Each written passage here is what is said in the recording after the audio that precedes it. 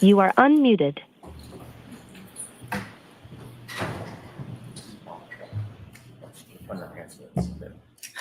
What do you mean, Chris? Now open immediately. Sure.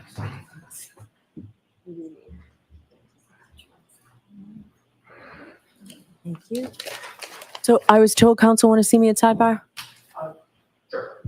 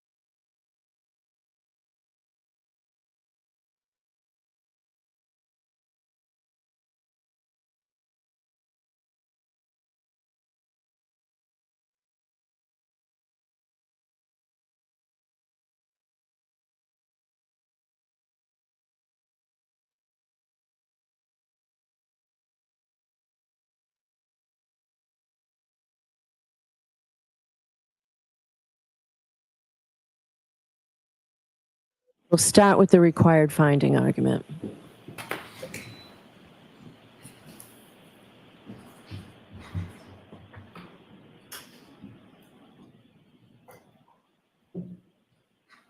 So I'll hear you whenever you're ready, Mr. Jackson. Thank you, Your Honor. If I may have the floor. Sure.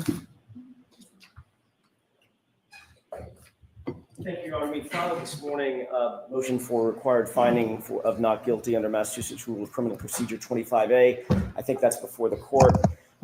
My comments will be relatively brief, but it's important, and the points that I'm going to make in the next couple of seconds or next couple of minutes are equally important. It comes down to the following. The Commonwealth has simply not proven, even in a light most favorable to them, that there was a collision on January 29th, 2022 at 34 Fairview in Canton, Massachusetts. There was no collision proven to have occurred. There was no eyewitness presented. There was no video evidence, no audio evidence, no evidence in the form of physical evidence at the scene by searches that were done by officers on the morning of January 29th, 2022. The Commonwealth, through suspect experts based on circumstantial technical data, only sought to prove a backing event, and that's important. They sought to prove that at 34 Fairview, the SUV went backward. They did not prove, and every single one of their experts was asked this question, they did not prove that there was actually a collision associated with that backing event.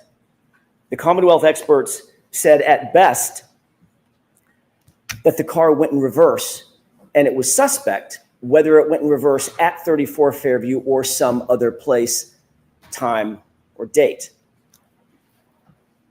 The Commonwealth also put on an expert who said that she found no injuries, none, mind you, indicative of a vehicle strike on John O'Keefe's body.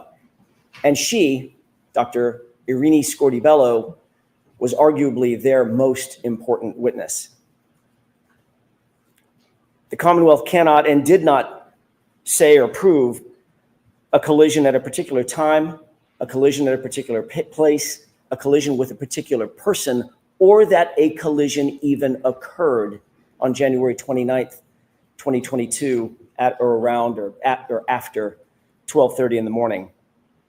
Their own expert, I think it was yesterday, if not the day before yesterday, was asked on examination by Mr. Alessi, can you tell us the particulars of the collision, pardon me, as you suggested in your testimony?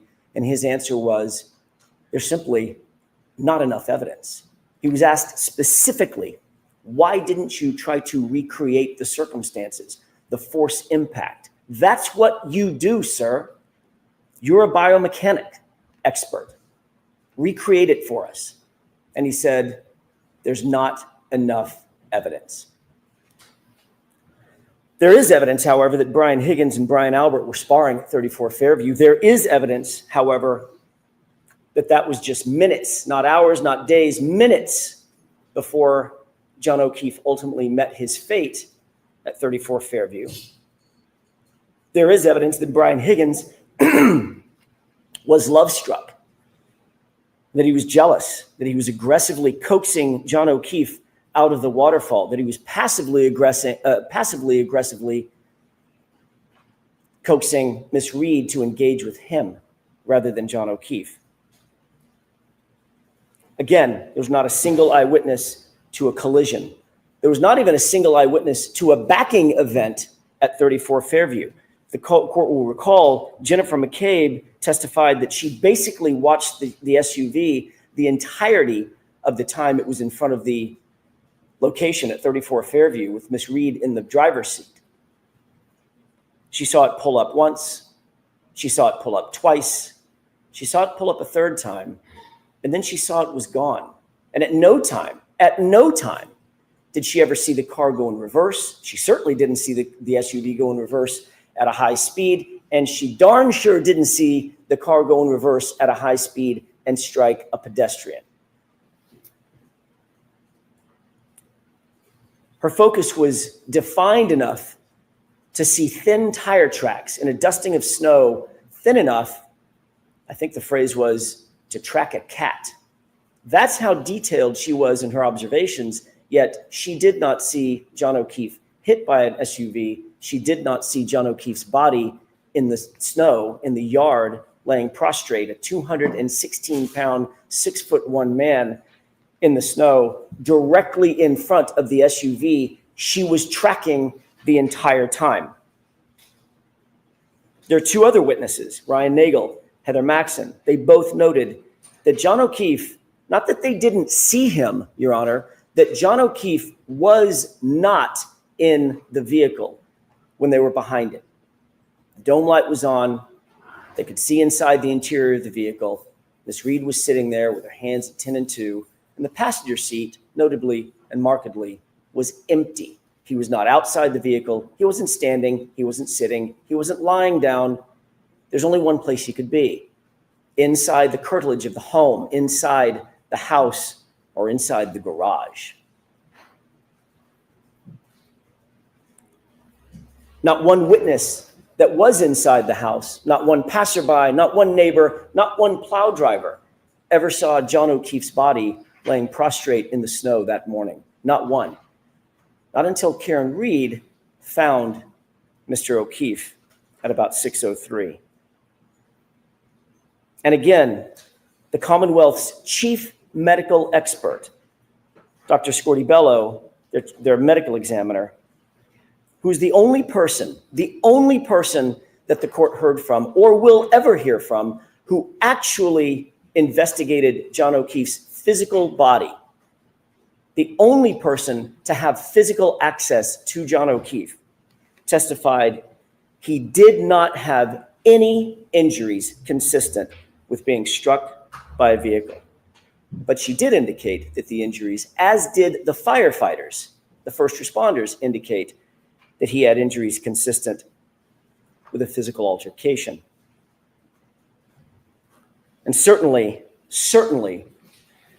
as to counts 1 and 3, no evidence has been presented or proffered whatsoever by the Commonwealth that Karen Reed intended to run over and harm John O'Keefe in any way, shape, form, or fashion. Hearken to the video at C.F. McCarthy's. Hearken to the video at the waterfall.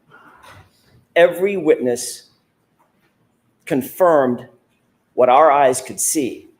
That night, John O'Keefe, Karen Reed were loving, caring, affectionate. There's absolutely no evidence that Karen Reed had an intent to harm John O'Keefe, or that she that after the fact, that she intended to leave him for dead, because there was no fact to be after. There was no collision in the first place. The Commonwealth's case, certainly on counts 1 and 3, taken separate from count 2, because of the mens rea associated with counts 1 and 3, fails miserably. The Commonwealth, at the end of the day, has presented their best case. They've done their best. Some would say they've done their worst. And their case has failed. No reasonable jury, hearkening back to the standard under Rule 25, no reasonable jury could find Karen Reed guilty of count 1, count 2, or count 3. But taking count 1 and 3 aside, those are separate counts because of the mens rea required and the high burden that's required, even taken in the light most favorable to the Commonwealth. What evidence have they proven that Karen Reed intended to kill or harm John O'Keefe, or that she intended to leave him for dead in the snow? The answer is none, 0. No reasonable jury could find Karen Reed guilty. This case never should have been brought in the first place. There are reasons that I won't go into here. The court knows those reasons, or knows our position on those reasons.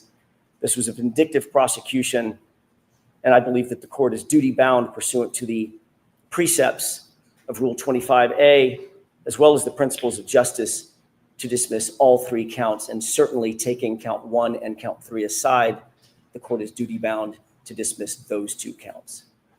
Thank you.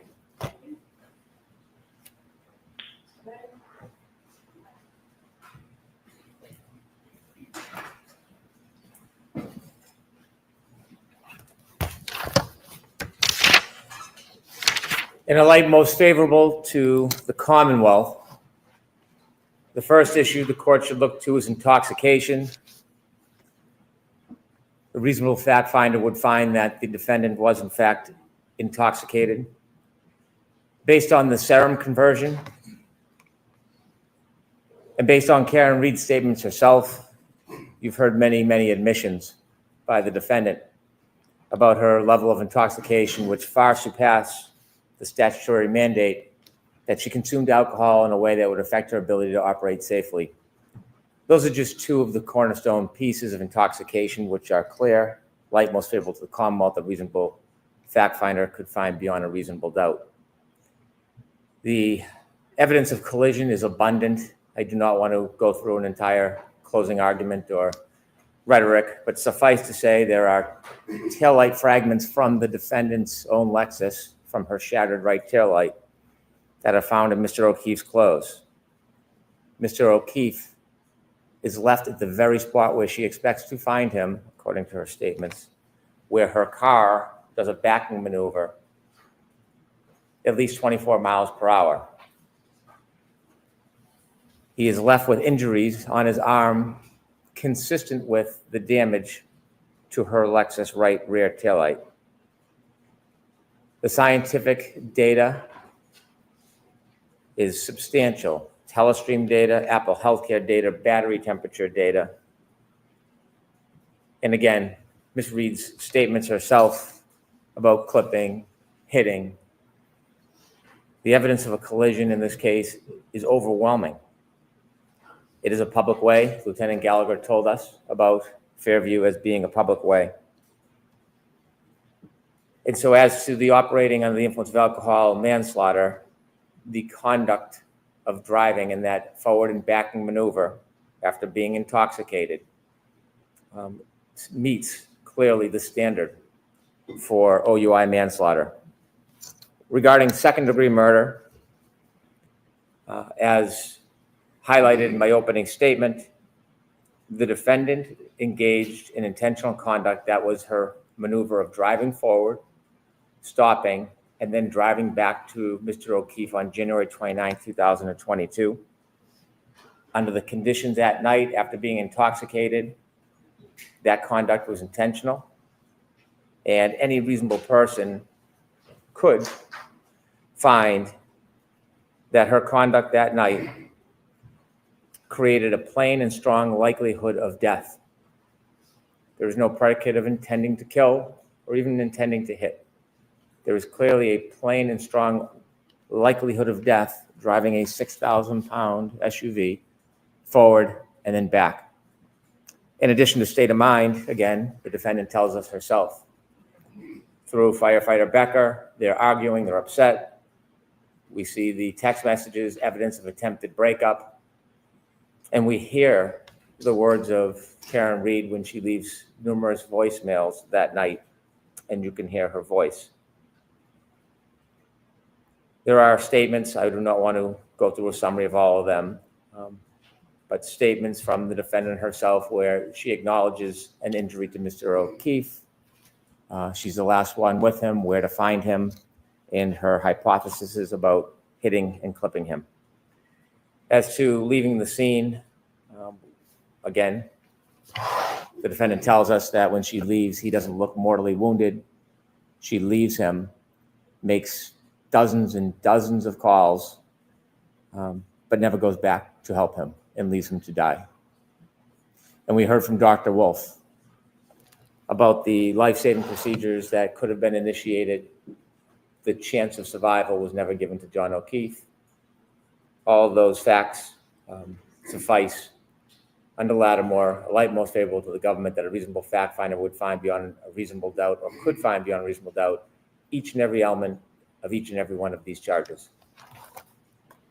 All right, thank you. So the motion is denied as to all three of them.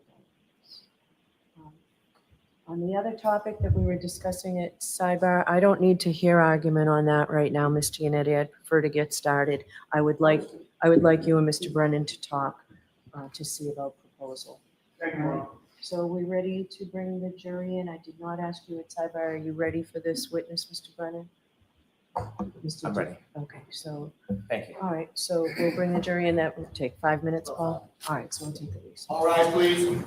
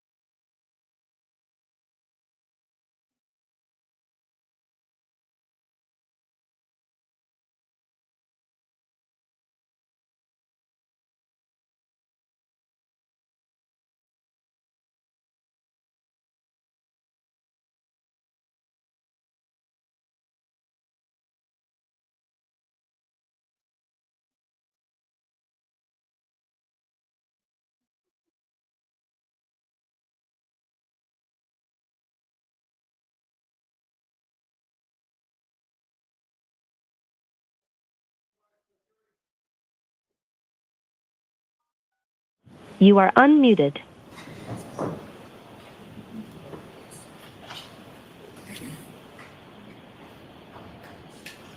What is that?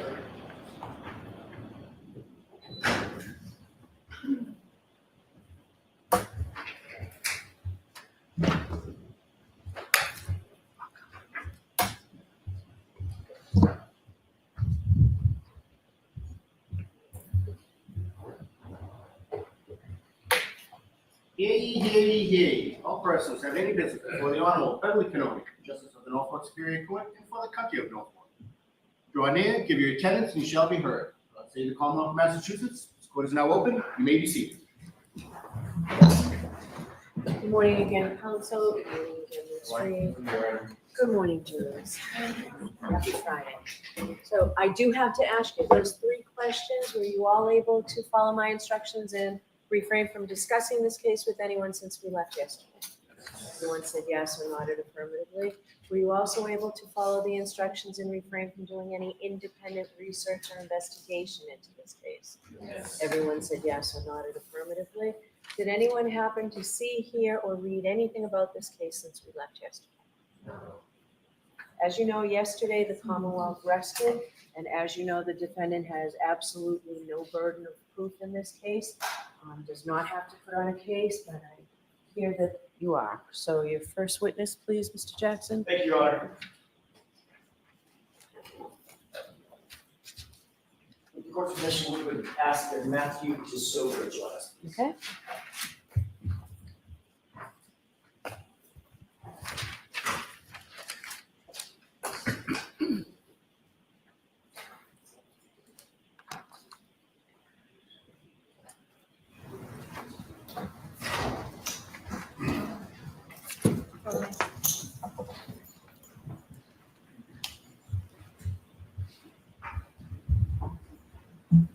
So you're gonna step up, face the clerk, and raise your right hand. You solemnly swear the evidence you give to the court and jury in the case down here is the truth, the whole truth, and nothing but the truth, so help you God. Yes, I do. Thank you. Good morning.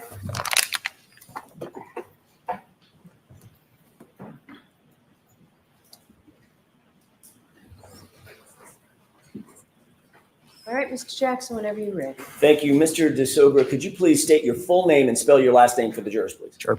Matthew DeSogra, last name Disogra. What do you do for a living, sir? I am a licensed professional engineer. I practice in the field of accident reconstruction. And within that field, I specialize in analysis, interpretation, and accessing all types of vehicle data. How are you currently employed? I'm employed by Delta V Forensic Engineering, which is an engineering firm that specializes in accident reconstruction, all parts of accident reconstruction. Tell us a little bit more about Delta V. What is it? What kind of company is it? But other than that specialty, what else does it do? So accident reconstruction is a broad field. There are a lot of subspecialties within that. So accident reconstruction is everything from the initial investigation phases of a crash all the way through testimony, like here today. Some of the specialties within that could be things like biomechanics, could be human factors, and my specialty is data, vehicle data, and event data recorders. Staying on that topic, what is your current title or position with Delta V? I am the Director of Engineering for our EDR services line. What does EDR services mean? So, event data recorders. So EDR is a general term we can use to talk about all types of data from all types of vehicles. And how would you describe your role as the Director of Engineering for EDR services for Delta V? I wear a couple of different hats. First and foremost, I'm still a practicing engineer. I still conduct investigations. I still perform analyses, and I testify. On top of that, in the director role, I oversee a group. It's not just me doing this kind of work. I have 3 other engineers that work with me, all specializing in EDRs. So I oversee that group and focus on kind of the day-to-day operations as well as the direction we're going. You know, with things like autonomous vehicles coming, the role of data is growing. So we're kind of looking to the future in a lot of those ways. As a consulting engineer, you've indicated what your specialization is. Do you specialize in motor vehicle accident reconstruction as well as vehicle system analyses? I began my career at Delta V doing traditional accident reconstruction in the broadest sense. And as I have progressed, I have sort of narrowed myself down and now specialize in that. But I still consider myself an expert in accident reconstruction because And- ultimately, sorry, No, please finish. ultimately, anytime we're doing EDR or data analysis, it is in support of an accident reconstruction. You talked about event data recorders. Do you also engage in the specialty of advanced data recovery methods? In other words, methods of pulling the data. It's one thing to have it sitting in a car. It's another thing to pull it out and make it useful, correct? That's right. There are a lot of different ways data can be accessed, all the way from just plugging into a port on a working vehicle, all the way through when a vehicle is catastrophically damaged and even the modules themselves are damaged, accessing the data at the chip level. So no matter what condition a vehicle or the remnants of a vehicle are in, generally we can still get the data from that. Do you have any specific knowledge about Toyota data? I do. Describe that for us. Beyond Toyota being a common vehicle in general, so we run into that data quite frequently. Just this year, we published a paper specifically studying some of the behaviors of the additional data recorder that's in Toyota vehicles. Does Toyota make another sub-brand, for lack of a better phrase? Lexus, I believe you're. Mhm. So Lexus is a Toyota brand. broadly. Correct. Okay.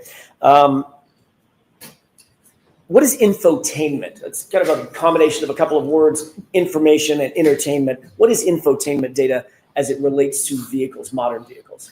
So it's a generic term, which more or less means the thing that's in the middle of the dashboard with the screen on it. A lot of manufacturers implement that a little bit differently, so they all look different, but it's a general term we use in the industry to describe that system. And what about, I'm going to change gears a little bit. What about your experience with regard to GPS as it relates to vehicles on the road, on the common roadways of the country? GPS is a pretty fundamental part of vehicle data as a whole at this point, and we run into it in a lot of different places. We see GPS data from infotainment systems, so we're analyzing that data. Most of that's GPS based. I do a lot of heavy truck work, and almost every heavy truck has some kind of GPS system in it for the fleets to track them. So we're analyzing that as part of data. And then the last area would be when we conduct testing, any kind of research, we're generally going to put our own GPS systems on vehicles so we can study that data. So analyzing GPS is a regular part of my job. GPS, global, I'm going by memory, global positioning satellites? Global positioning system. System, got it. GPS is a mechanism to figure out where on Earth a certain item might be, whether it's this pin or an 18-wheel tractor trailer, correct? That's correct. Is there any difference inherently in the GPS mechanism that's installed in an infotainment center in a Toyota/Lexus, versus a heavy truck or a heavy vehicle that's on the road? The core technology behind how it works is fundamentally the same. What is instrumented testing as it relates to Toyotas and VCH testing and things of that nature? Can you explain that for the jurors? Sure. What instrumented testing means is, let's say we want to study, let's say how accurate some data is that comes out of one of these vehicles. So we need an independent source of that information. So what we'll do is we'll equip a vehicle with one of these GPS data acquisition systems. Basically, we can drive the vehicle around and we know exactly where it is, how fast it's going, all these parameters. We can do some maneuvers with the vehicle. Then we can download the data that the vehicle stored, and now we can compare the two and say, okay, well, if we have really high confidence in our system, how accurate is the vehicle system? Because the reality is there's always some small errors in these vehicle systems. And in a lot of cases, what's important is quantifying that error. So you're obviously familiar with GPS systems in many different platforms. That's correct. Okay.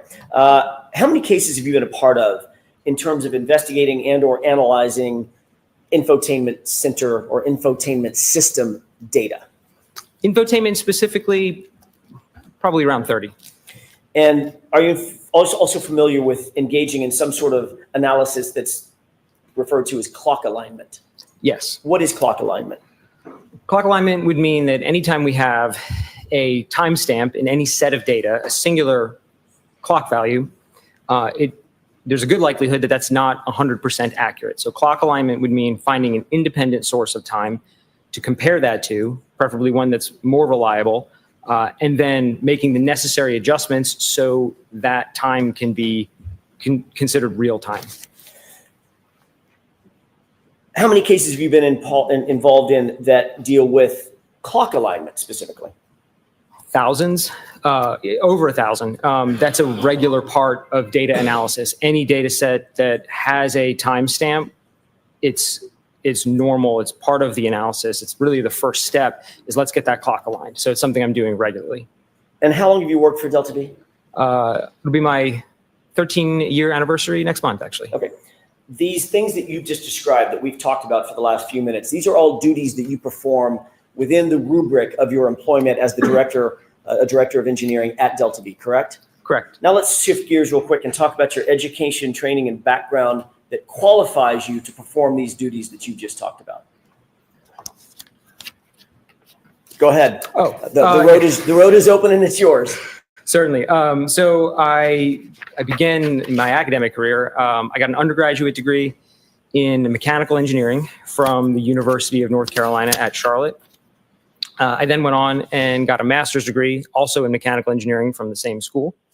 And then when I came out of school, I immediately started working for Delta V Forensic Engineering. In order to get a professional engineer license, I then needed to acquire 4 additional years of work directly under the supervision of another licensed engineer. So then I completed that phase of work.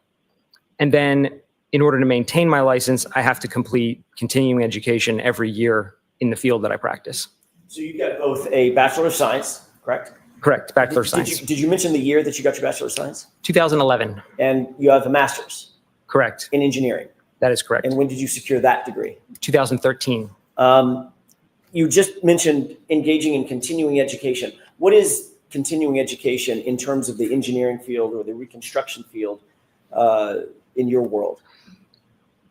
So in the state that I'm licensed, in North Carolina, they define that really as any activity you're participating in that's keeping you abreast with the field, keeping you up to date with what's going on. So taking formal classes counts for continuing education, but also some of the other work that I do, like publishing research in peer-reviewed journals, also counts as continuing education. Do you regularly attend symposiums or symposia? I guess is the right Yes. word. Have you attended symposia related to EDR research and training? Yes. How about advanced applications of heavy vehicle EDR data? Correct. Yeah, I attend. There's a couple of regular conferences in our industry specifically tailored to EDRs as a whole for passenger vehicles and heavy trucks. I'm a regular attendee of those. I'm also a regular speaker at most of those. And I'm usually presenting some of the new research that we have for that year. So not only do you attend, you actually teach. Correct. Have you attended data? I'm sorry, have you attended data? Have you attended events that deal with data, event data recording systems, and event data recording system extraction? Yes. What about vehicle crash reconstruction? Yes. What about electronic control module imaging? Yes. What about electronic control model analysis? Yes. Applying automotive EDR data to traffic reconstruction? Yes. These are samples of the type of continuing education that you routinely engage in, correct? All that's accurate. You talked about additional licenses and professional registrations. You're a licensed professional engineer, correct? That's correct. In North Carolina? Correct. You're also a certified IPC specialist? Yes. What is an IPC specialist? IPC is an organization that offers certifications in basically soldering. I could say it in more technical ways, but it boils down to soldering. So as it relates to what I do, when we are recovering data from damaged EDRs at the chip level, that involves some really precise soldering work. And so IPC offers courses in how to do that at basically the highest level, and then they offer certifications for that. Are you a member of the Society of Automotive Engineers? I am, active member. When you say an active member, is that a nationally recognized society for academic engineers? Yes. The teaching roles that you've held within organizations, have you been an instructor concerning accessing and interpreting heavy vehicle data event recorders? I am currently an instructor of that course, which is offered through the Society of Automotive Engineers. As a matter of fact, next week, are you going someplace to teach? I am. I will be in Wisconsin next week teaching that very course. Are you a member of any subcommittees within that organization, within the organization of the Society for Automotive Engineers? I am. I am a voting member in the J2728 subcommittee, which is a subcommittee for event data recorders on trucks and buses. Are you also a member of the National Association of Professional Reconstruction Specialists? I am. Does that require a certain level of education? It does, and it requires, as far as I know, when I joined, sort of proof that you are active within the field of accident reconstruction. That was my next question. It requires you to stay current on accident reconstruction issues, correct? Correct. Have you also authored peer-reviewed articles on within your field and Yes. subfield? Is it fair to say that you've authored or co-authored a number of peer-reviewed papers in the field of accident reconstruction specifically, as well as EDR data retrieval? That's correct. Have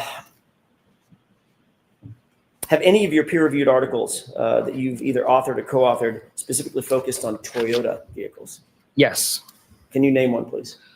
Specifically, this year published a paper where we studied the effects of collision-induced power loss on the way data is recorded in Toyota systems. And that would include Lexus systems. Fundamentally, they're the same components, it's just a different brand on top.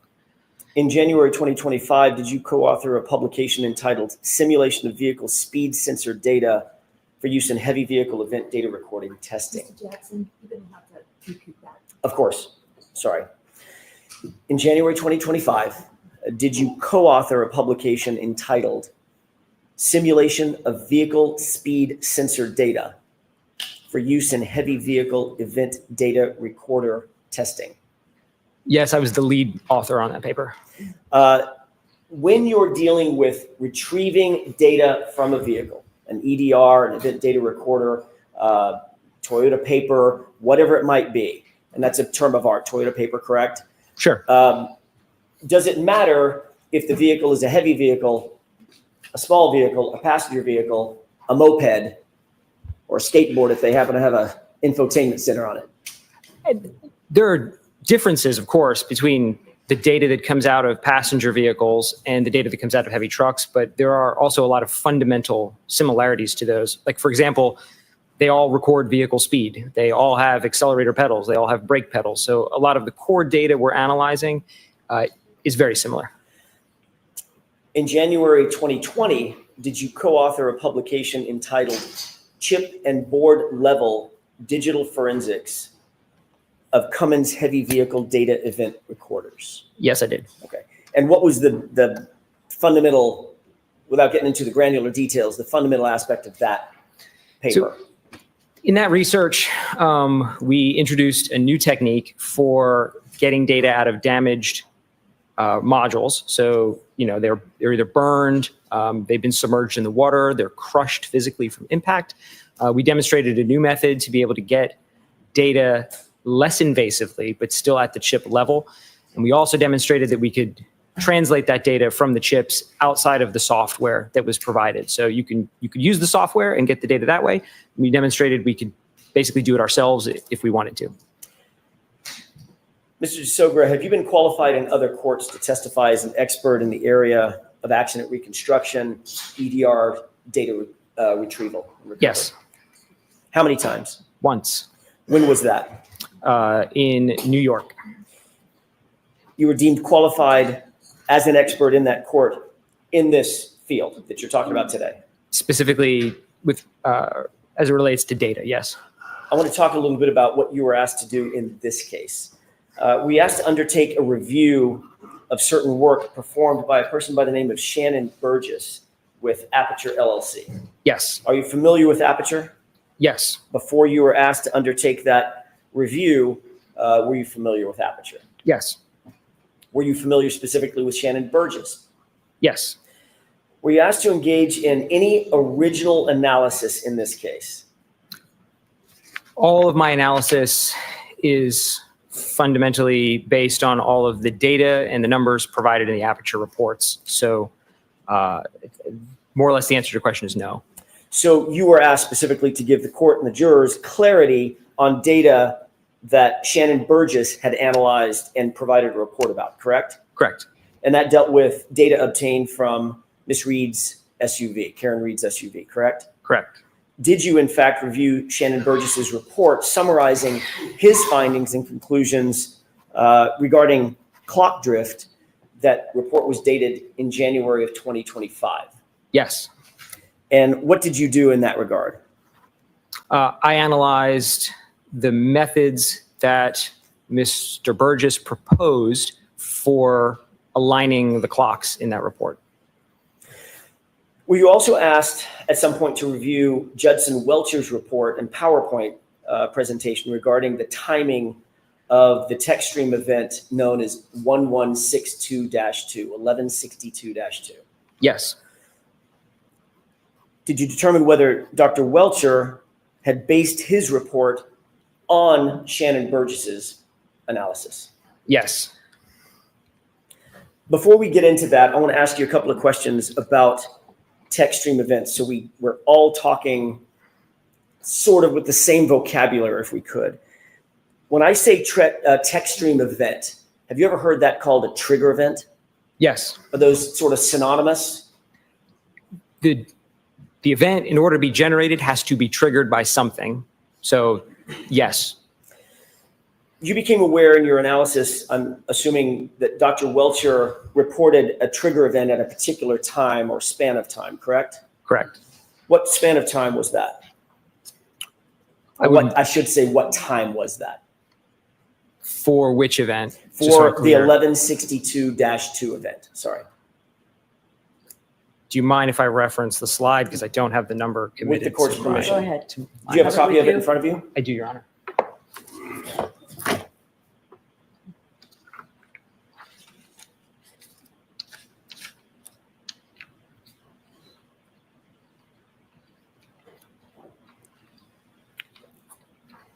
So the original analysis places event 1162-2 ending at 12:31:43 a.m.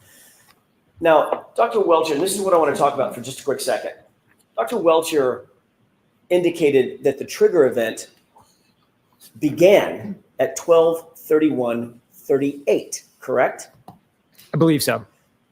That would suggest that a trigger event lasts 5 seconds, 12:31:38 to 12:31:43, correct? Objection. Sustained is to form.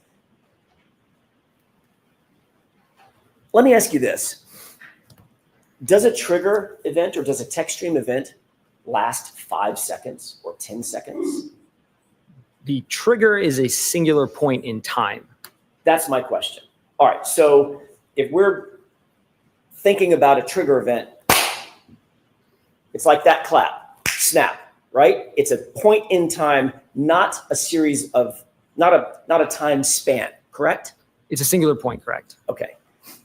Does a trigger event or a text stream event cause a recording to bookend the trigger event itself?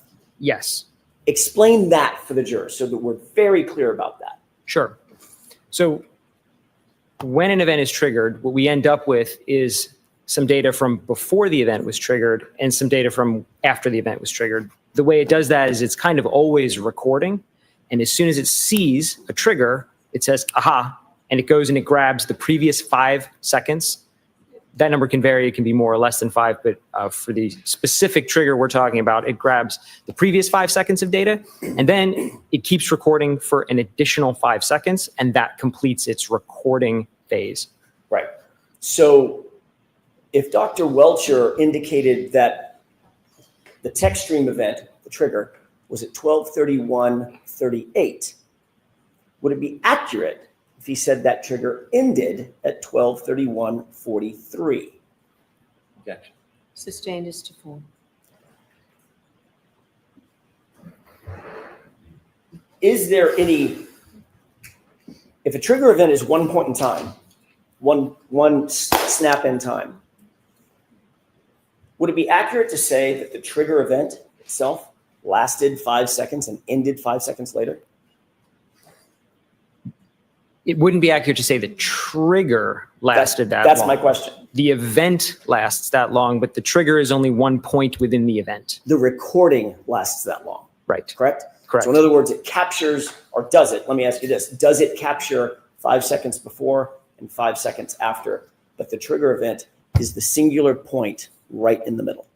That's correct. Okay.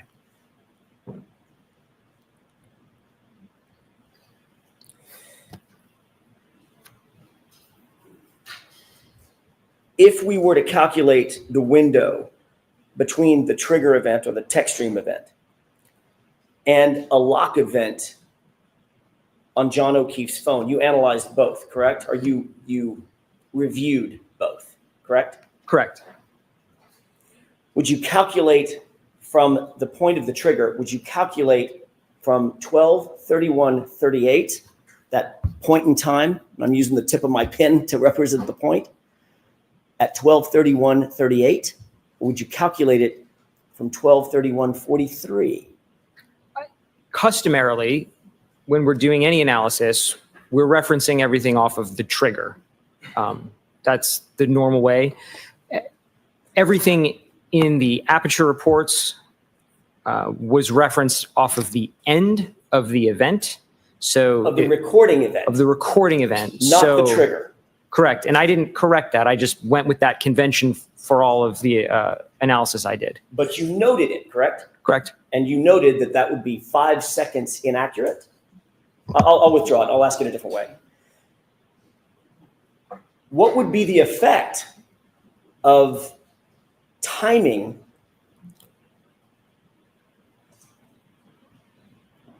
if you were to start at the trigger event, 12:31:38, versus timing the event if you were to start at 12:31:43? There'd be approximately 5-second difference in every subsequent calculation. And if, in fact, there was a lock event, which you reviewed, at 12:32:09, how long would the actual window be from the trigger event to 12:32:09? It would be larger by 5 seconds, approximately. So it would actually be 31 seconds, correct? Did I do my math right? You did. Let's get back, if we can, to the offsets that you identified in Shannon Burgess's, the time offsets that you identified in Shannon Burgess's report. When you applied the potential offsets identified by Mr. Burgess to the text stream event at 1162-2, what opinions or conclusions did you come to with regard to that analysis or that question? Sustained, ask it differently. Did you apply the potential offsets identified by Mr. Burgess in his January 2025 report to the text stream event 1162-2? Yes. Did you also apply Dr. Welcher's analysis based on that same Shannon Burgess analysis to reach an opinion or a conclusion? Yes. And what was your opinion or conclusion with regard to that event and the timing following that event? Based on all of the data in those two original reports, regardless of what adjustment is made or which 2 points are used to try to correct the clock, the phone lock event always occurs after the end of the event, using their convention of referencing off the end of the event, not the trigger, but it always occurs after. And that was based on Shannon Burgess's January 2025 report, correct? Correct. Sustained. What was that based on? Which report? We're dealing with two different reports, May and January. I want to make sure we differentiate. Which report are you just now talking about? I'm talking about the January report. Now, did Mr. Burgess, were you supplied with a supplemental report by Mr. Burgess? Yes, I was. When was that? slightly after he issued it, but I don't know the exact date. Say It that again? was issued on, his report was dated May 8th, and I think I was provided it a couple days after that. I don't Okay. remember the exact date. So after, well, do you know when this trial started? No, I don't know the exact date. I know you're not watching the trial, but it was in the middle of this trial, correct? Sustained. I'll ask a different question. With regard to the original report, the January 2025 report, was there any circumstance in which Mr. Burgess and Mr. Welcher could conclude that the lock event on John O'Keefe's phone, that lock event, occurred before the trigger event? Objection. Sustained. Ask it differently, Mr. Jackson. What is your opinion about whether or not there was any analysis done by Mr. Burgess or Mr. Welcher that put the lock event occurring before the trigger? Objection. Sustained.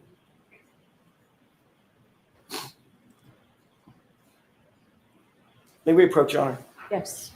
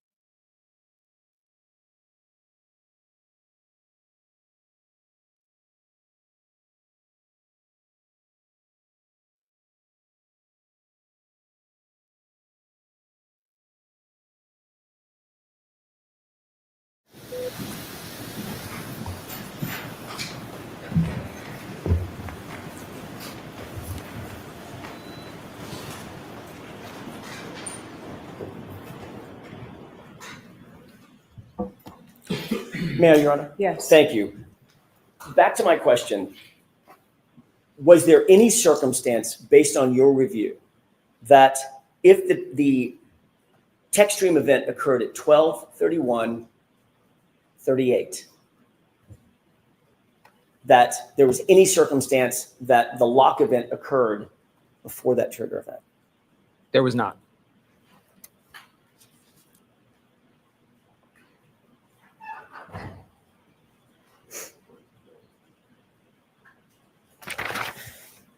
Did you create a PowerPoint for clarity's sake in March of 2025? Yes, Did you provide that to us? I did. What was the purpose of creating the PowerPoint? The purpose of the PowerPoint was really to take a bunch of different data elements that were kind of placed throughout Mr. Burgess's report and Dr. Welcher's report in PowerPoint and compile them into a single source, a single table, essentially, to show as clearly as possible what the conclusions would be if we look at the data as a whole. When you created that PowerPoint presentation, did you create it with the intention of providing it to the defense, which would then be provided to the Commonwealth? Yes. Are you aware of whether or not that was disclosed to the Commonwealth as part of the normal discovery process? No. Objection. So the answer is no. The answer is Following your presentation of the PowerPoint to us, at some point, did you receive from Mr. Burgess an amended report, an amended PowerPoint? I received an amended PowerPoint by Mr. Burgess, not from him, though, from you. Fair enough. Fair enough. did that report, or did that PowerPoint, however you want to put it, markedly, was it any different than his January 2025 report? Yes. Did you note any conclusions? Did you note the conclusions that he came to in January 2025? Going back to the original report? Yes. Did you note conclusions and opinions that he came to in May of 2025? Yes. Were those two things different? Sustained. Were the conclusions, not his opinions, were his conclusions different? Sustained. Was there any difference in the two reports? There was. Tell me the differences. In the first report, Mr. Burgess did some of the calculations that are necessary to correct or adjust the times based on certain approaches, but never went through the final step of applying those calculations to the times and coming up with a final time. In the supplemental report, he then essentially took that analysis to the end. He approached it in a new way, a different way than he had previously laid out in the first report, but then he also took it all the way to the end by applying those calculations to the times. What were the main differences? Explain for the court and for the jurors, what were the main differences that he changed in the May 2025 report? Contrasting it with the original Correct. report. In the original report, he laid out some methodologies for correcting the clock using phone calls that were shared between the vehicle and Mr. O'Keefe's phone. And in the supplemental report, he moved away from the phone call analysis and moved to attempting to align the clocks using a shared maneuver between the vehicle and the phone. What was the shared maneuver? It was a 3-point turn. Was that the same analysis that he had in January 2025? He did not have that analysis in the January 2025 report. Thank you. Based on the new information in the May 2025 report, what was the effect, as you see it, regarding the possible scenarios? So I did the exact same process I did using the supplemental report as I did on the first report. And when I ran all those numbers and those calculations, it turned out there are now some scenarios in which the phone lock occurs after the end of the event. There's some scenarios where the phone lock occurs simultaneously, like literally at the same second. And there are some scenarios where it occurs before. So now there's a range. So Mr. Burgess's report, his new report, his amended report, widened that gap to allow him to opine that there were scenarios that occurred after the phone lock event, correct? Objection. The objection sustained. Did you prepare a PowerPoint presentation in furtherance of clarifying Mr. Burgess's analysis? Objection. Sustained. Did you seek to clarify Mr. Burgess's analysis? Objection. Sustained. Your Honor, may we approach? Yes.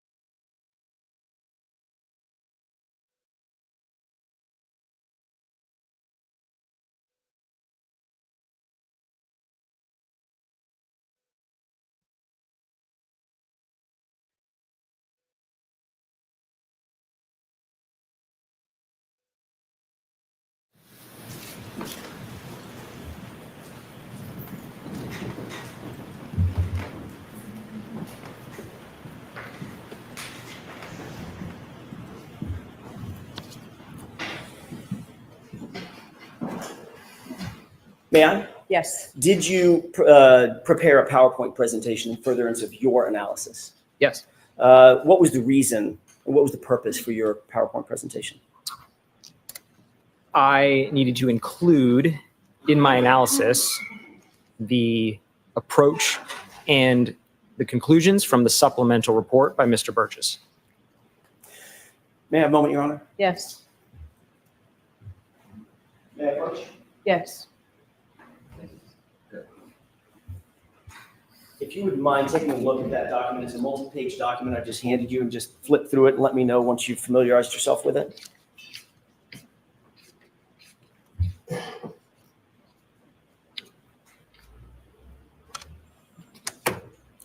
What is that document? This is a printout of the PowerPoint presentation that I prepared. Is it true and accurate, Yes, and it's complete? it appears to be. Your Honor, I would move for its admission, please. I have no objection. Okay. May I have that back from you just a quick second? 208. Thank you.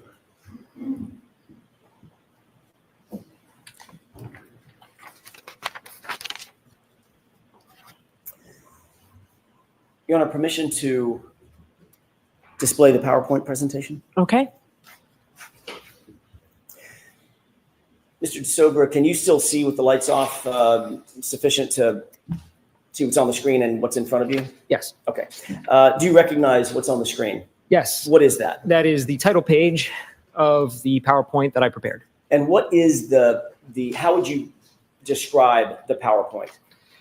So this PowerPoint is largely identical to the first PowerPoint I prepared in that it seeks to take all of the different approaches between the initial Burgess report, the supplemental Burgess report, and Dr. Welcher's report, lay out all of those approaches in one kind of coherent fashion so we can look at what conclusions we can draw from all of that data.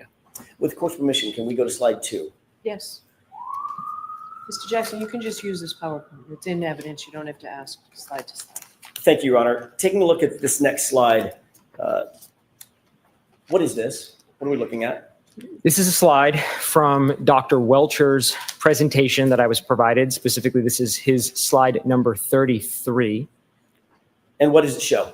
This is where he introduces the first, acknowledgement that there's a difference between the time that Aperture calculated for the end of event 1162-2 and the lock event on Mr. O'Keefe's cell phone. Is there anything in this slide that you disagree with in Mr. Welcher's presentation that you disagree with? It's up on the... I added the 2 green boxes and the text, the word after. That's not Dr. Welcher's. And I added that because it's stated here that the event occurred within 26 seconds. But if we do the math, and he actually does the math, he really means after. It means the phone lock event occurred 26 seconds after the end of the vehicle event as calculated. No, I'm going to allow it. The phone interaction happens how many seconds after the text stream event? Based on this slide, 26 seconds. Thank you. And the text stream event that we're talking about is what number? 1162-2. And this slide, other than the green, is this slide or the portion of the slide that we're looking at, other than what you've described, is this directly from Mr. Welcher's own analysis or his PowerPoint? Right. I added the green box around within, the dashed green box around the whole paragraph, the line, and the words after. Those are my additions. Let's go to the next slide. Can you tell us what this is? This is more or less a repeat of what's on the first slide, but just shown with a little more focus. The first slide is a little busy. So what Did you, I'm sorry, Mr. DeSogra, did you create this or is this from Dr. Welcher's report? I created everything on this slide apart from in the top right. That came from Dr. Welcher's slide 33. Although you created the slide, where's the data coming from for this slide? All of the data on this slide and all of my subsequent slides comes from the Aperture reports collectively, either Dr. Welcher's report or slides, or Mr. Burgess's first and second reports. What did their analysis reveal in terms of the time, the exact time of the lock event for Mr. O'Keefe's phone? So in their analysis, in Aperture's analysis, they report the Lexus event 1162.2 ends at 12:31:43. And they also report there's a phone lock at 12:32:09. So if we just simply take the difference in those two times, we get 26 seconds. If you were to add the 5 seconds back to 12:31:38, which is the actual trigger event, what would you come up with? 31 seconds. Which of the two, in your expert opinion, which of those two numbers is more accurate as it relates to the trigger event? If we wanted to conduct the analysis relative to the trigger, it would be better to use the actual trigger time. However, as long as we're consistent through the analysis, it's not entirely wrong to use the end. It would be wrong if I suddenly switched up and started talking about this relative to the trigger event, but they present it as the end of the event. So I conduct the rest of my analysis using that convention. Is another word for the end of the event the end of the recording? End of the recording. Yeah. When I say event, what I mean by that is the data event, the data recording event. But the trigger event itself, 12:31:38. Correct. Okay. Did you put a name on this gap, if you will, this time frame? Yes, I did. For the sake of the rest of the analysis that I'm going to do, I thought it would be helpful to just refer to this difference in time as John's interaction window. And that refers directly to the interaction with the phone, the human interaction of locking the phone. The 12:32:09 lock. Okay, let's go to the next slide, please. What does this slide show us? So this here, what I'm doing is I'm kind of laying out the bounds of what I mean in John's interaction window, which should make, you have a lot of numbers to go through here. And so this should give us a very easy metric for kind of determining whether we have an event before or after. So what I mean by that is when we calculate John's interaction window, if that number comes out and is positive, that means the phone interaction occurs after the end of the vehicle event. And if we calculate John's interaction window and that number becomes a negative value, then that means the phone interaction occurs before. So now we have just a convention we can use really quickly to say, is it positive or is it negative? And we can maybe spare ourselves some of the math with 1,000 numbers. So positive means what? One more time. Positive, John's interaction window positive means the phone lock occurs after the end of vehicle event 1162-2. Got it. Let's go to the next slide, please. What does this slide show us? So what I'm saying here, I'm kind of laying the foundation for why we're going to even do this. Why do we need to start doing math on these clocks? So fundamentally, the phone, Mr. O'Keefe's phone, and the vehicle, Ms. Reed's vehicle, they're separate clocks. And it's very unlikely that they're going to be aligned perfectly in time. Right? If I compared my watch to your watch, it would probably be off. And that's the same case for any two independent clock sources. So Aperture, in their collective reports, propose a number of different ways in which that can be corrected. So I'm going to go through all of those ways that Aperture has proposed and show if we align the clocks based on how they laid out, does John's interaction window stay positive or does it ever become negative? Where does it end up when we run all those analyses? Or another way to put it is, does the phone interaction always occur after the end of the vehicle event? And what did you determine?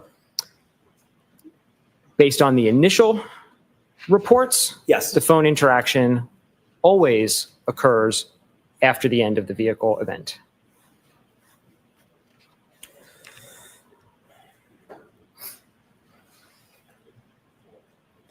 Did all of the information that's on this slide come from the same source or multiple sources, meaning Mr. Burgess and Dr. Welcher? In the PowerPoint as a whole, all the information comes from the Aperture reports collectively Okay. from Dr. Welcher and Mr. Burgess. Did Mr. Burgess make any adjustments from his original report to his subsequent report in May of 2025? Yes. Let's go to slide 6, please. Tell me about this slide. Yeah. So this is the first adjustment we're going to talk about and this one comes from Mr. Burgess's original report. And to summarize this adjustment, this is a key on timing adjustment. And we're going to show that the key on, the actual turning of the vehicle on, occurs about 3 seconds before that time gets registered in the infotainment. So the time we see is basically stale by 3 seconds. We're all familiar with how computers turn on. When you say key on, do you mean a physical key, or could it be the push button to turn the car on? In this case, it's a button. I refer to key on because generally that event is considered the key on in vehicle parlance, regardless of whether there's a physical key or it's a push button. So those 3 seconds mean what? What's the difference between pushing that button and the 3 seconds later that you just described?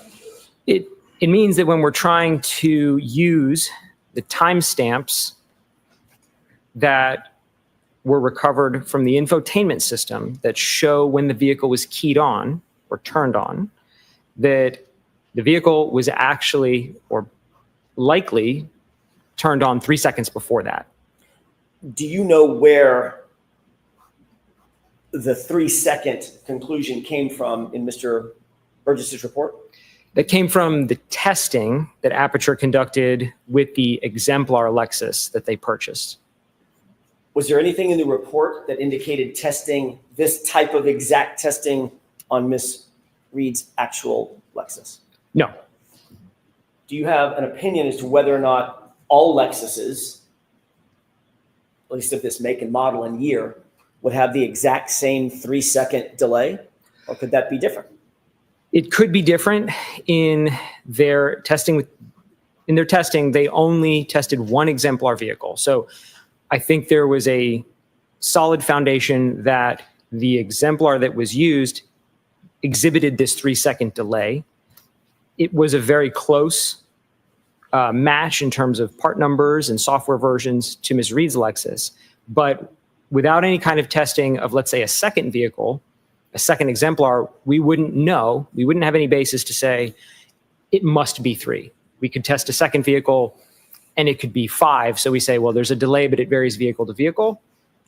They could have tested a second vehicle and found it's also 3. And then you start to build some confidence that maybe it is 3 across every vehicle. But with only testing one and not testing the subject vehicle, it is difficult to say with absolute certainty it would be 3 seconds.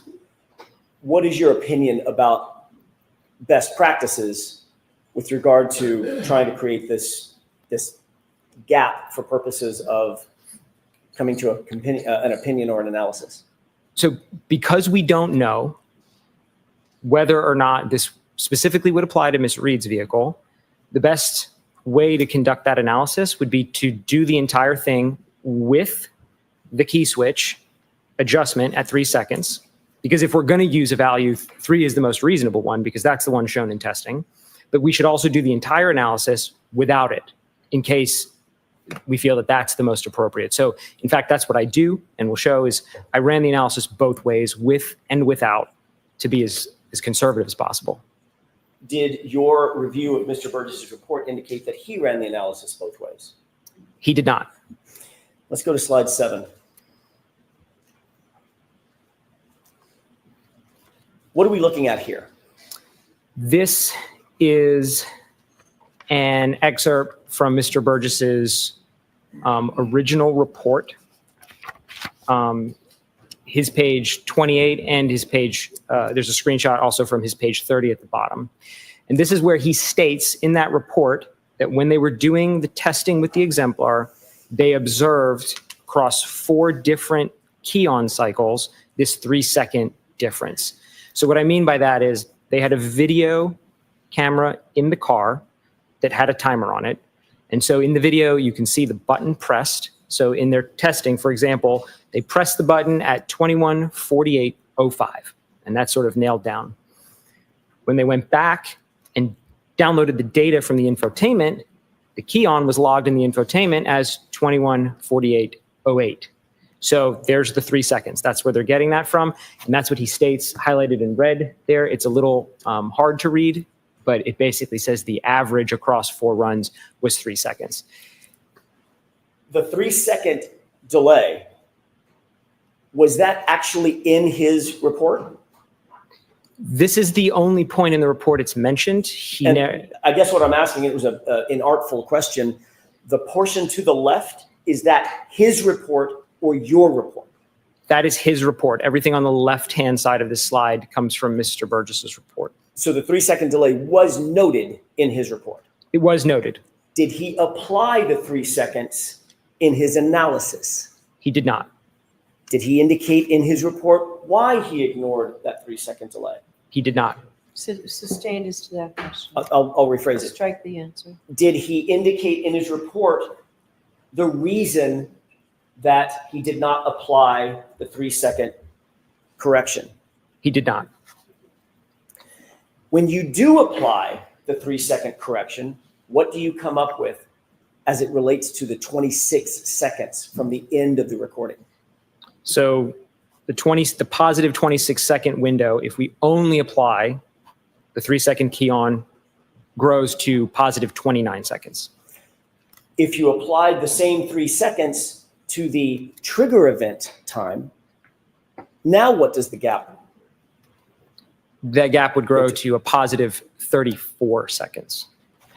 Between the trigger event and what? The phone lock.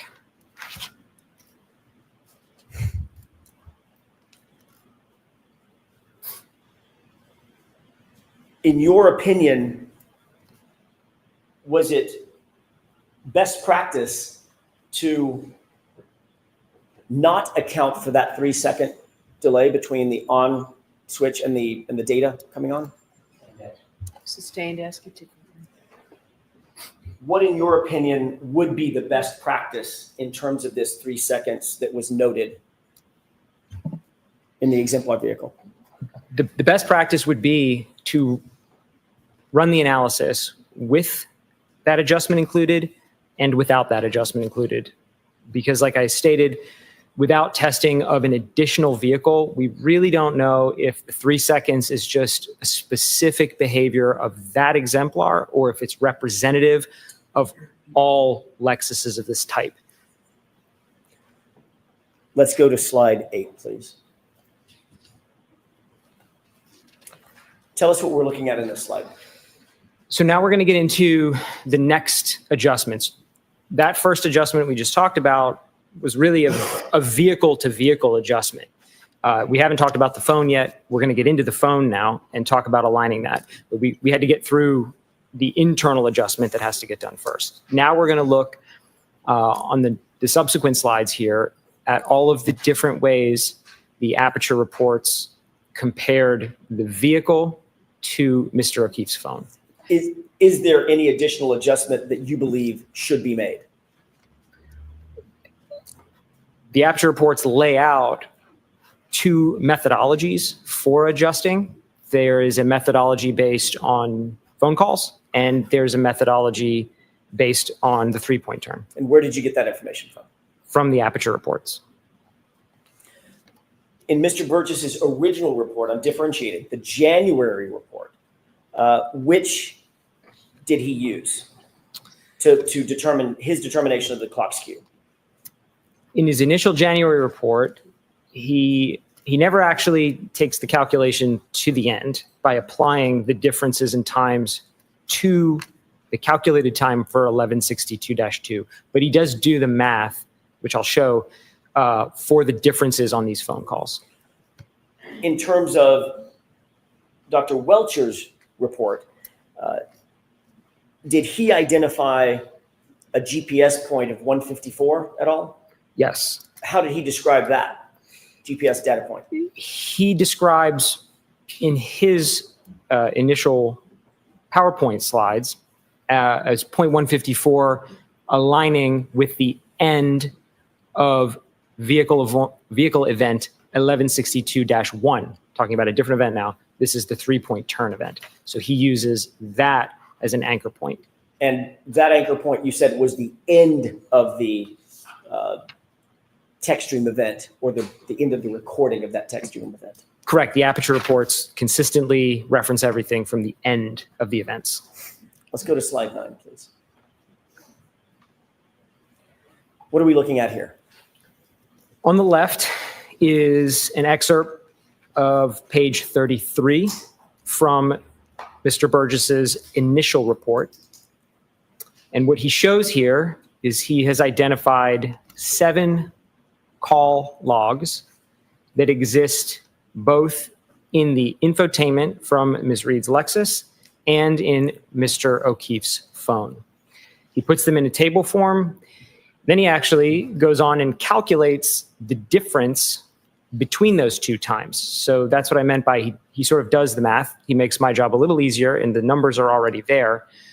He just never applies these to any of the times. So that's where I step in and say, if I take that 3rd column that he lays out, those are in seconds. If I apply those seconds, that adjustment to 12:31:43, where do we end up with John's interaction window in those times? What did you conclude in terms of finishing the work? Sure, I did all of them. And so I highlight on this particular slide, I just highlighted the very first one he has in here. In that case, he identified that Mr. O'Keefe's phone was 2 seconds slow relative to the infotainment system. So if we apply only that adjustment, then John's interaction window becomes positive 28 seconds. Did Mr. Burgess apply all of the potential offsets? He didn't apply any of the offsets. He calculated all of them, but he didn't apply any of them. Did you ultimately apply all of the offsets? Yes, I did. And what did you determine? Regardless of which offset you apply, John's interaction window remains positive. The number changes, but it remains positive. Let's take a look at those one at a time if we can. Let's have the next slide. So on this slide, I just took the other end of the spectrum. There's a large range in values in this table. He doesn't actually, Mr. Burgess doesn't show the sign conventions on here, but actually— What do you mean sign conventions? Sign conventions, he doesn't show when he calculates the difference, whether it's positive or negative. All the numbers in the table don't have a sign, don't have a plus or minus in front of them, but there's an implication. Some of them are plus, some of them are minus. So the first one that we just looked at showed we had 2 seconds slow. There's another value in here that's on the other end of that. It shows that Mr. O'Keefe's phone is 21 seconds fast now relative to the infotainment. So that's the largest value in the table we could take that would bring John's interaction window down now. And so if we apply just that adjustment, John's interaction window becomes a positive 5. Take a look at slide 11, if we could, please. What are we looking at here? So I've shifted now from the phone calls, and now we're going to talk about the 3-point turn alignment. And the 3-point turn alignment is first presented in Dr. Welcher's slide from his presentation here. And in this, he doesn't say it explicitly, but he provides some math on the screen, which is a little hard to read. But he puts some math on the screen that shows he's aligning this 0.154 from Mr. O'Keefe's phone to the end of event 1162-1. This is the prior event. This is a 3-point turn. And so he aligns, he says this is basically how you align it, and he doesn't do the math. Again, he lays out that he says a 19.2 second difference. I actually just adjusted that to 20, which is the most conservative way to interpret that. I don't think we have the accuracy here to talk about tenths of a second. Nevertheless, I just rounded that up to 20. And when we apply that 20 seconds to our event 1162-2, then John's interaction window becomes +6. That's just applying this. We're not combining anything. We're just applying the difference shown in this slide. And that positive interaction window, is that calculated based on information directly from Dr. Welcher's report? Yes. Let's go to slide 12.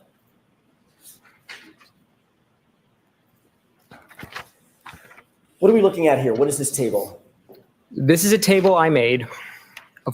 We've talked about a lot of different approaches to how these clocks can be aligned and a lot of different variables. So I tried to summarize them in one table, put them all together, because some of them we can combine. We can combine the key on with either a phone call or a 3-point turn, but we can't combine, for example, a 3-point turn and a phone call. That's not valid. So I put all the possible combinations, all of them, with, without key switch, phone calls, and 0.154 on one table, and I calculated John's interaction window for all valid combinations from the aperture reports. And when we do that, the result is that regardless of what adjustment we make, all of the numbers are positive, meaning regardless of what adjustment we make, the phone lock event always occurs after the end of event 1162-2. Did Mr. Burgess, in your review of his report in January of 2025, did he ever undertake all possible offset calculations? No. In his May 2025 report, did he undertake all possible offset calculations? No. What is your opinion in terms of best practices regarding calculations of this sort? I think if there's sufficient data, if there's testing or research or literature that in a specific case supports there is a best path or a best method, then we should use that. In this case, I don't think there is a best practice. There isn't any literature I'm aware of that would specify exactly the best path to align all of these. So in the absence of any external data to support one path, the most valid approach is look at all of them as a whole and then draw the conclusion from the totality of that data, rather than cherry picking a single point. Can you testify to a reasonable degree of scientific certainty whether all potential offsets that were described in Aperture's original report, January of 2025, result in a positive interaction window? Yes. And what is that opinion? Regardless of what adjustment or combination of adjustments we make from the original reports, John's interaction window remains positive. Does the positive interaction window mean the lock event occurred after or before the text stream event? It means the lock event occurs after the end of the text stream event, 1162-2.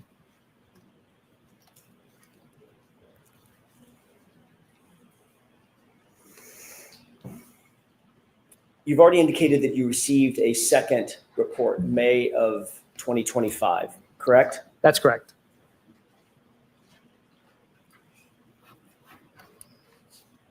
In that report, is there the same clock skew alignment or a different clock skew alignment that Mr. Burgess now undertakes?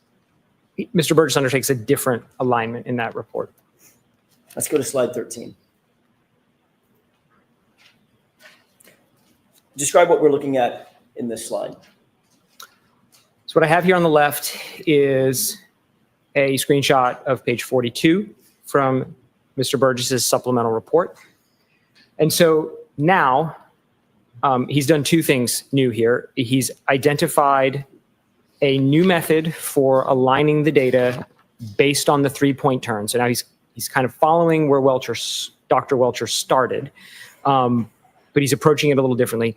And secondly, he is now calculating the actual time. He's doing the difference calculation and he's applying that to the time. So now he's taking the calculation all the way through, which is a little different from the prior reports. And so when he does that, he makes my job really easy because I didn't have to do really any math now. He comes up that there is a range now. So prior to this point, the original report by Mr. Burgess and Dr. Welcher reports all used discrete points in time, right? They sought to find an event that occurs at a singular second and another event at a singular second and a line based on that. This is a little bit of a departure from that approach. Mr. Burgess is now using a range of times, a range of uncertainty. He basically assesses that the 3-point turn data from the phone and the 3-point turn data in 1162-1 cannot be precisely aligned down to a single point. Rather, they overlap in this range of seconds. And so he then says that that range must be applied. So now we have to apply a range. And what we end up with is 9 possible values. So it kind of looks like one conclusion, but really there's 9 conclusions on this slide. And so if we just applying the math he has in the supplemental report, John's interaction window now has a range of 9 possible values. And that range spans from +5 now to -3. So we have 5 positive values. We have 1 value that's 0, and the 0 would mean it's simultaneous. And then we have 3 negative values. Does Mr. Burgess indicate in his report that any one of those values is more likely than any of the other values? He does not provide any data or analysis to support 1 point being preferential over the other 8. And are there more or fewer positive results in his analysis than negative? There are more positive numbers in that range of 9 than there are negative numbers. Does Mr. Burgess's new data indicate anything about Dr. Welcher's analysis about the GPS data point 154 being at the end of the 3-point turn? He opines in that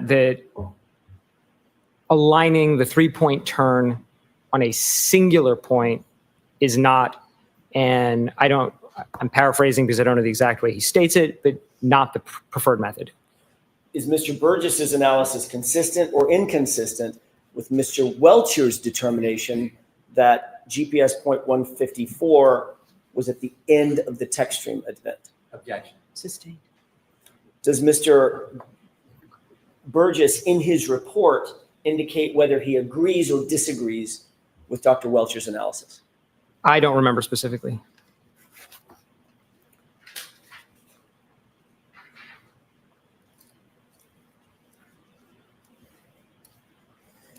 In your opinion, I asked you about Mr. Burgess's report. Now I'm going to ask you about your opinion. In your opinion, is this new offset any more likely or reasonable than any other offsets previously proposed by Mr. Burgess? I don't think it is more or less likely. I think it is a valid approach, certainly. And so I think the results from the additional analysis should be included with the analysis of all of the results so far. And none of those results are more or less likely than any of the others, correct? Sustained. Are any of the results, in your opinion, to a reasonable degree of scientific certainty, are any of the results any more or less likely than any of the others? In my opinion, they're all equally weighted.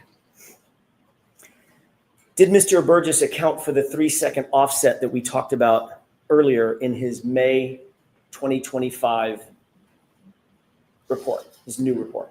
I did not see any mention of that in his supplemental report, and certainly the 3 seconds isn't present in his math. I don't see it there. Let's go on to slide 14, please. Describe what we're looking at here in this table. This is very similar to the table we looked at previously, where I look at all possible combinations. Now, however, I just have a lot more data points to show, so I've had to break the table into 2 tables. So we're going to look at this, and then we'll look at slide 15 next, which is the second table. I just couldn't cram 30 lines onto one slide. Let's move to the next slide then. Is this a continuation of the second half? So think of these as a singular table. I just had to split them up. If we head back to slide 14, we'll start there. So this slide, I'm not accounting for the key on, and that's the main difference between my two tables. Table 1, I'm not accounting for the 3-second key on. In table 2, I am. When you But- say key on, you're talking about that 3-second delay. Correct. Okay, go ahead. But again, I want to make sure we're thinking about this as a singular table because that's where we'll draw our conclusions from. So the first lines of the table, we've already seen those. Those were in my original table. I haven't changed those. That's the same math that's been there. All I did was I added the 9 points now from Mr. Burgess's supplemental report using the range he shows. And so now we can see if we include that, now we get some positive numbers for John's interaction window. We get that 0. And again, the 0 would imply that the end of event 1162-2 is happening exactly at the same second as the phone lock. So it's kind of not on one side or the other. So I think it should be thought of as separate. And then we have 3 negative values, which would imply that phone lock occurs before the end of 1162-2.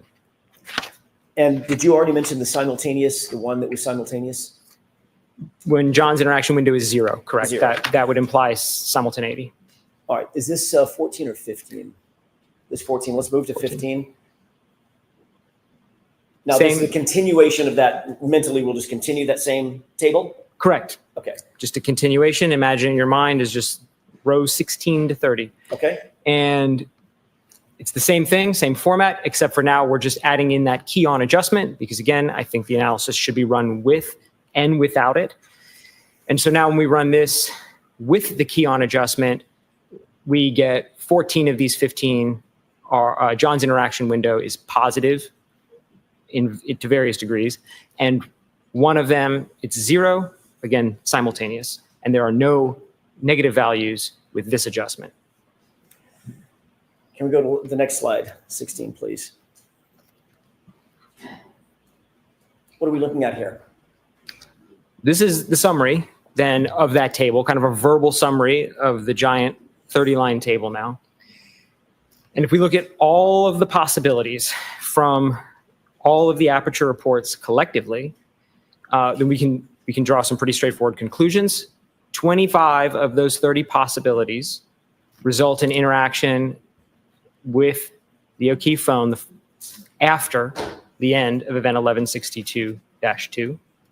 Looking at all the possibilities, 2 of the 30 result in interaction where it's simultaneous. That's the zeros, they're present in both tables. And then looking at all 30, 3 of the 30 result in interaction with the phone before the end of event 1162-2.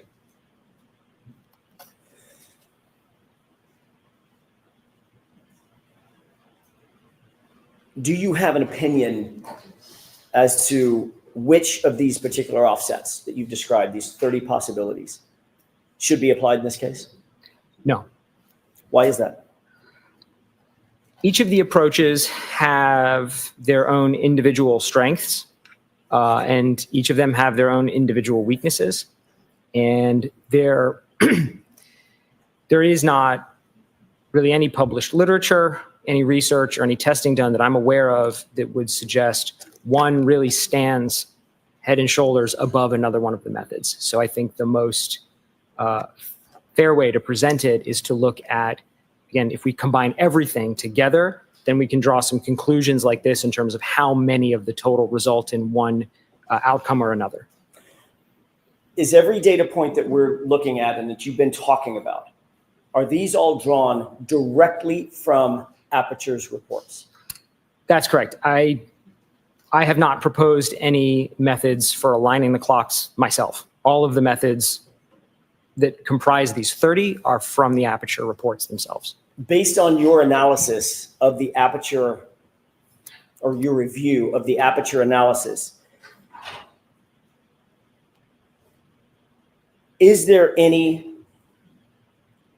ability to say to a reasonable degree of scientific certainty that the text stream event occurred after the last physical interaction with John O'Keefe's phone? Yes, there would be three out of the 30 possibilities would result in that.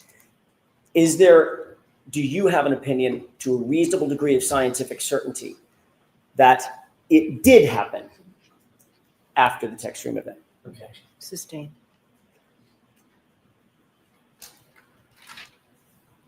Of the 30, what's the percentage of possible events that occurred,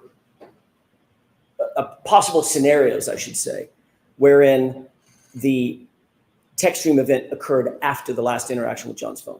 What's the percentage? So that's sustained. You said it's 3 out of 30, correct? Yes, Is that 10%? that is 10%. Objection, move to strike. Yeah, it's sustained and a move, it's stricken. What percentage is 3? Just do basic math for me. What is the percentage between 3 and 30? Objection. Sustained. If I told you hypothetically, Objection. I'm going to see your sidebar for a second.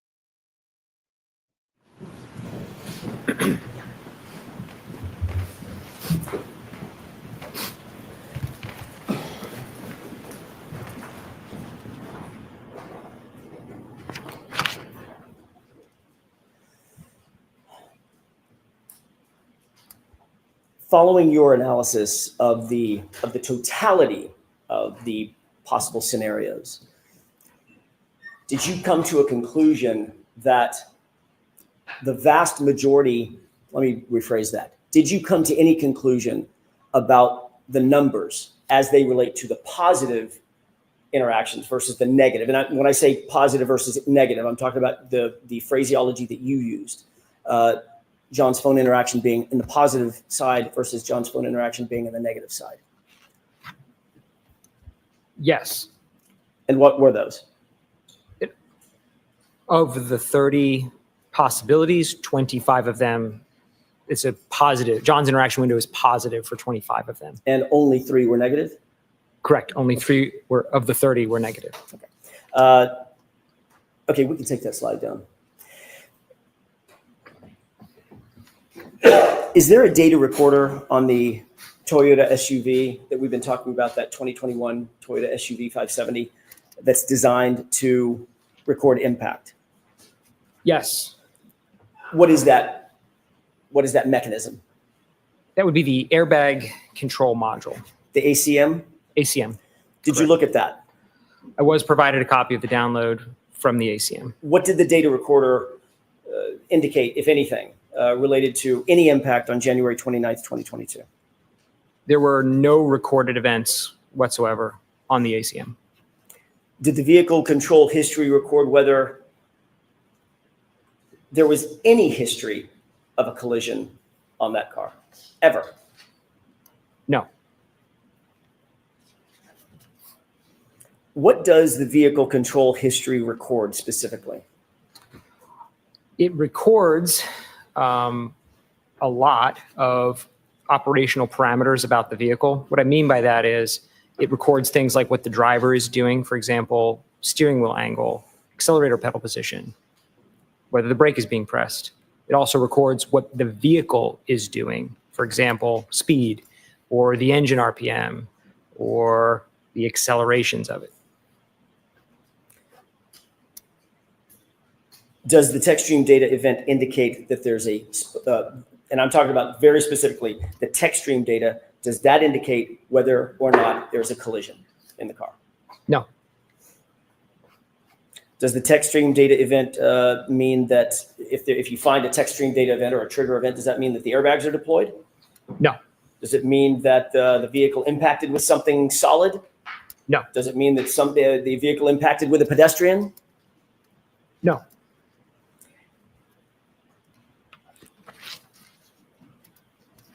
You reviewed the raw TechStream data associated with the entirety of Ms. Reed's vehicle, did you not? Yes. How many TechStream events or triggers were found on Ms. Reed's vehicle during the course of the 8-month period prior to January 29th? Objection. So can you narrow that, Mr. Jackson? Sure. I object to the whole line. Then I need to see its archive.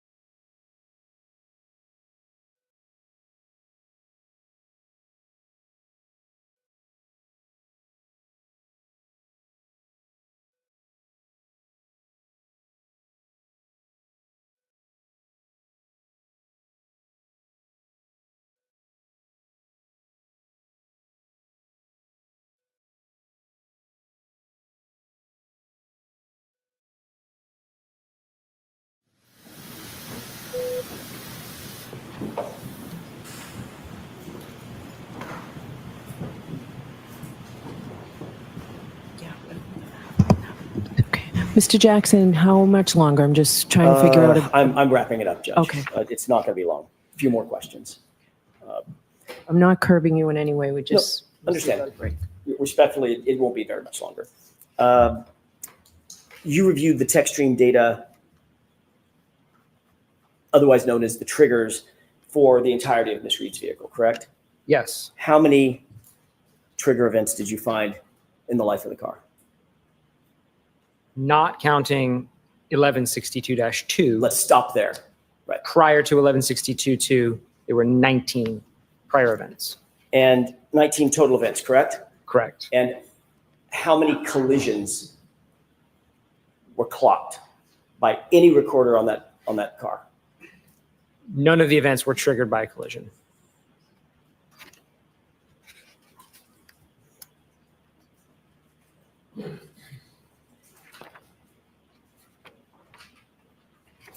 And last question, do any of the tech stream events or do any of the data that you've reviewed, either yourself through Mr. Burgess's report, through Dr. Welch's report, do any of the data indicate that there was a collision on January 29th, 2022 at any time? Objection.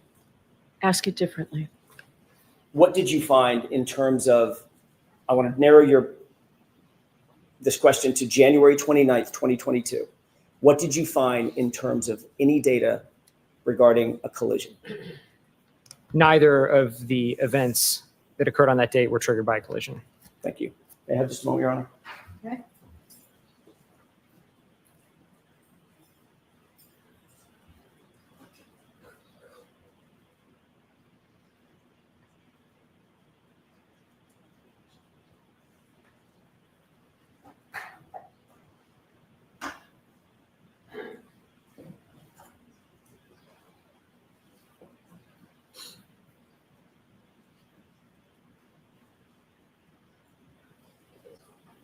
That's all I have, Your Honor. Thank you. Okay.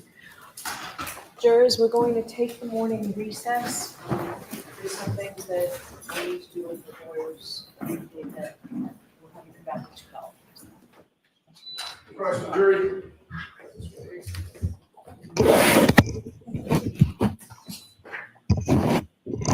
Can I see counsel at sidebar to save us some time, please?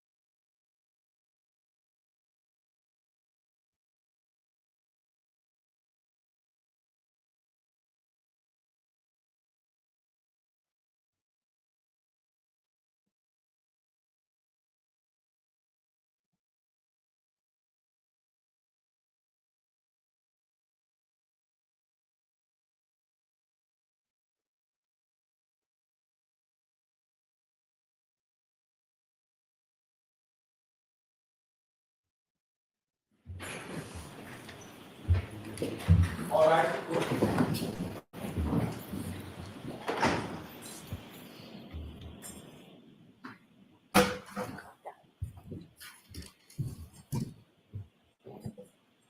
Back in session, you may be seated. All right, Mr. Brennan. And Mr. DeSogra, I'm going to ask that you keep your voice up because we're going to try and keep the air conditioning on. And the fans, it's a little stuffy in here. So if you just speak directly into the microphone, that would be great. Not a problem, Your Honor. Thank you. May I proceed? Please. Good morning, sir. Sir, are you trying to offer an opinion suggesting that Ms. Reed's Lexus never hit John O'Keefe on January 29, 2022? Objection. I'll allow it. Is that what you're doing? Is that your opinion? No, sir. Are you offering an opinion that Ms. Reed's Lexus never got in a collision before? The way I stated it was none of the prior events were triggered by a collision. What I'm asking you, are you offering an opinion that Ms. Reed's Lexus never got into a collision before January 29, 2022 or on that day? No. So when you were talking about collisions to the jury, you weren't making any suggestion that that Lexus was not in a collision, are you? I think you threw a double negative in there. Can you just clarify what you can. meant? Yeah. You are not suggesting to this jury that Ms. Reed's Lexus did not ever get in a collision before? No. Okay. You're just saying that there's no data on the text stream to suggest a collision. Specifically, none of the events were triggered by a collision. That's Text stream data can be triggered by a number of different things other than a collision. Isn't that true? correct. And in fact, when you talk about text stream data, you know that text stream data does not record a collision. You know that. A collision is not one of the triggers. That's correct. Right. So when you were saying it wasn't triggered by a collision, it's never going to be triggered by a collision ever on text stream data. Not the collision in and of itself, correct? Right. Mhm. Right. So there's other things that will trigger text stream data, Correct. like sudden acceleration. The only acceleration trigger that I'm aware of on text stream is if there's a large acceleration during what Lexus calls a PCS or a pre-collision safety event. But a large acceleration on its own, I do not believe is one of the triggers. Are you sure you know a lot about text stream data? Yes. Sustained. Do you know a lot about text stream data? Yes. And you're saying that if a car accelerates over 30% in and of itself wouldn't initiate a trigger? I'm not sure I understand. You just said pre-collision is the only time sudden acceleration, from your perspective, would cause a triggering event. Now, I'm asking you, I'm allowing this. if someone accelerated Ms. Reed's Lexus at over 30% acceleration, would that cause a triggering event? I am not sure what you mean by 30% acceleration. Accelerator, 30%. Accelerator pedal. Yes. Oh, yeah, there's a lot of triggers there's a number of ways that these VCH events can be triggered based on the accelerator pedal angle. I think, yeah. And what is the percentage from your experience that would create a triggering event? There's various. Toyota, Lexus calls it high, medium to high is what they put it. Do you have a number? Do you know the actual data on what percent of pressing the accelerator on the same Lexus as Ms. Reed's would create a triggering event? Do you know? Off the top of my head, I don't know the exact percentage down to this percentage point, no. There is something different than the text stream data. That's the EDR data, correct? Yes. You would not expect, it would be abnormal for the EDR to register data based on a side swipe between a 6,000-pound Lexus and a 216-pound person, wouldn't it? Objection. I'll allow it. That would be abnormal to register that data in the EDR, wouldn't it? I don't know if I would use the word abnormal, but I would state it that there's a minimum threshold to record in the EDR, and a pedestrian impact generally wouldn't meet that. I'm sorry. A pedestrian impact generally wouldn't meet that, but I don't want to make a blanket statement as if it's always the You're case. saying it would meet that? Would not. Would not. Okay. And a side swipe or a clip has less force and impact than a head-on collision, depending on the speed, correct? Generally, yes.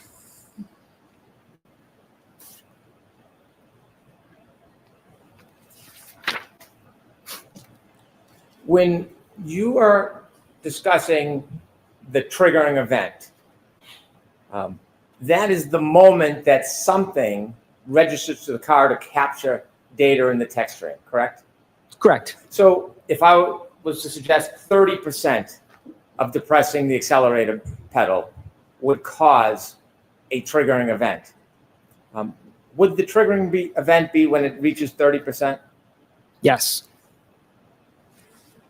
The event data captures potentially part of an event, doesn't it? I think we're into semantics a little bit, and I think it depends on what you mean by event. Exactly. Because previously we'd been talking about an event as the data, but event can mean a lot of other things.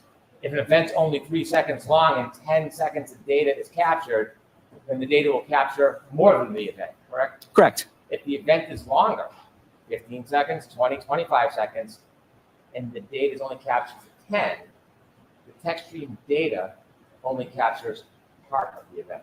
Correct. Fair to say? Very fair. So when you're looking at the data, it doesn't tell you about the entire event, correct? The data only tells us about the window of time the data captures. There's no way to know beyond that from the data. All of your equations and pluses and minuses and graphs you're talking about deal with the 10-second text stream data that was captured, correct? They deal with event 1162.2, right, and the 10 seconds it's comprised of. Actually, they really just deal with the end of the event. That's what everything in the Aperture reports referenced. Fair enough. But it doesn't deal with anything that could potentially happen after those 10 seconds, does it? No. Or anything before? No, it does not. The triggering event is spot in the middle. It captures 5 seconds before, 5 seconds after. Approximately 5 seconds. It's not exact. And you would have to look elsewhere for evidence to know what might have happened before. Yes? Correct. And you'd have to look elsewhere for evidence to see or determine what happened after. Yes. Do you know at the end of this triggering event, that 10-second window of data, do you know what happened with the defendant's Lexus after that 10-second of data? No, You have no idea, right? I don't. Okay. I want to just ask you some questions about your background and then leading into this case, if I could.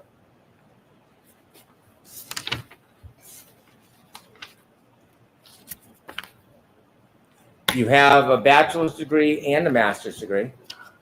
That's correct. You've worked for your company for some time. Coming up on 13 years next month. Correct. You've advanced through the company. Yes. You presently are the director of engineering. Yes. Are you ACTAR certified? No. What is ACTAR? ACTAR is a body that basically offers a certification in accident reconstruction. Do you offer services as an accident reconstructionist? Sometimes. And you have been hired and come into court and offer opinions as an accident reconstructionist? In the singular time I've testified in court, it was not specifically for accident reconstruction. It was data analysis. Okay. You continue your education and you go to a number of different trainings and seminars as well as teach, correct? Regularly. And when you regularly go to continuing education, you have quite a bit of continuing education that you've been through, haven't you?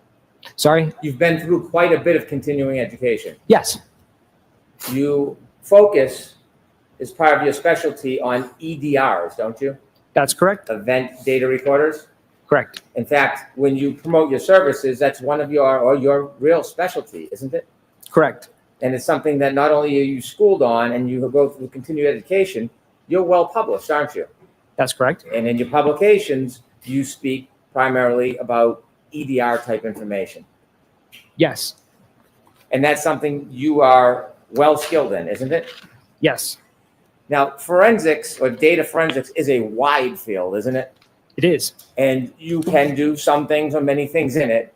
But oftentimes people specialize in parts of data forensics, don't they? Generally, yes. Well, speaking of you, you specialize in EDRs, true? Yes. There is a difference in different subspecialties, isn't there? In general, Oh, yes. yes. Okay. Now, are cell phones, is that a subspecialty in digital forensics? Yes. Is that something you're a specialist in? No. iPhones, are you a specialist in iPhones? No. Have you ever taken any specific training on mobile forensics? No. Have you ever written any papers on mobile forensics? No. Hey, have you ever promoted yourself of having any type of subspecialty as an expert in mobile forensics? Never. In any of your continuing education, and you have a vast amount, have you ever taken any classes or seminars in mobile forensics? No.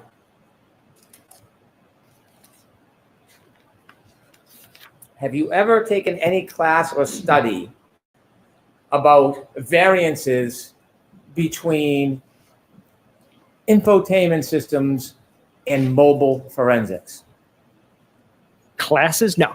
Have you ever attended any seminars on variances relative to mobile forensics? No. Have you ever testified about variances in mobile forensics before you testified in this court today? No. Have you ever published anything to do with variances in mobile forensics? No. In this case, you had an opportunity to review a number of reports from Dr. Judd Welcher, yes, Yes. and Mr. Shannon Burgess. Correct. In reviewing those reports, you've offered your opinions and analysis.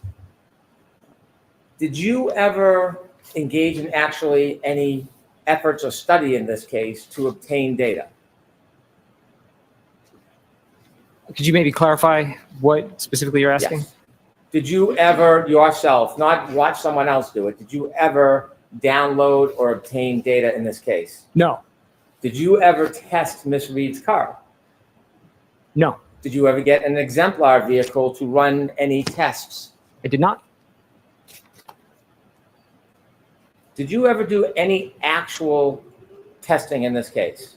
No. And so your role is to look at other people's work and offer opinions and criticisms, basically. And provide some clarity to the work, but generally, yes. Clarity for who? Who asked you to provide clarity? My clients in this case, You what? Mr. Jackson, Okay. my client. Did you ever speak to me? No.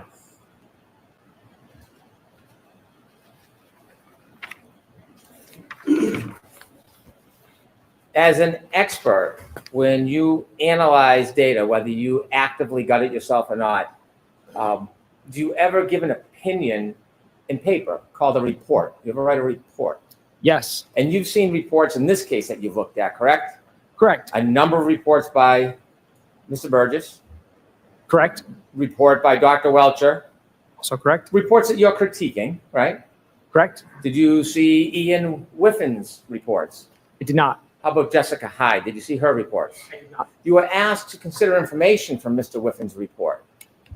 No. Well, you were asked to assume that the last user interaction on John O'Keefe's cell phone was 12/32/09. That was stated in Dr. Welcher's report, so I started my analysis at that level. So none of the information did you actually personally go and vet or analyze or make any determinations about. You're just critiquing written reports. Correct. Well, as an expert coming into court and testifying and having opinions, you put together a PowerPoint, didn't you? Yes. Why didn't you ever put together a report to share the basis of your opinions and the process you went through to arrive at your opinions before you came into court? Primarily, I wasn't asked to, so I didn't do it. I wouldn't commission work without being asked to do it. And number two, the extent of my work beyond building the PowerPoint was just basic addition, just adding numbers together that already existed in the Aperture reports. So there wasn't a tremendous amount of complexity to what I engaged in. What about your work product and your calculations? Did you do all this in your head, or did you type it out and go through a computer program? How did you do it? I used a calculator for most of it, and the tables in my PowerPoint were generated in Excel, which has some calculation capabilities. Were you ever asked not to write a report? No. You had provided an initial PowerPoint, Yes. and then you received information from Mr. Burgess, Yes. and then you added new slides to your PowerPoint. That's correct. Mr. Burgess's report was May 8th. Yes. You provided your PowerPoint on May 25th. Correct. Did it take you that long for the calculations between when you got the report and May 25th to put together the new presentation? No, it didn't. Why did you wait until May 25th to provide the new information? That's when I was asked to do it. What do you mean by that? I just want to see what the date is today. Today's the 30th. When you finished your PowerPoint on May 25th, did you send it to the defense on May 25th? Yes, I did. They had a copy of your PowerPoint on May 25th. Don't be shy. No, I'm pretty sure it was the 25th. So it's sustained.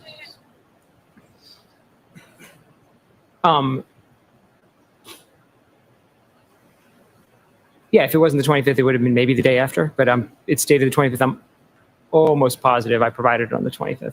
There's Yeah. no reason for you to hold on to it for a couple of days. No, I think it was the 25th. Do you know what was provided to the Commonwealth that report? No, I don't. In the 25th, the report that you provided to the defense on the 25th, it had new information, didn't it? It had the information from Mr. Burgess's supplemental report. That was the additions. Why did you wait until the 25th to put it together? That's when I was asked to do it. Who asked you? My clients, Mr. Jackson, He said, please have this on the 25th. we had a phone call on the 25th and discussed Mr. Burgess's supplemental report. During that phone call, he asked me to update the presentation, and I did so, and then provided it. How did the date of the 25th come about? Why the 25th was the date provided? That's when he requested it. I think it was a Sunday, actually. Okay.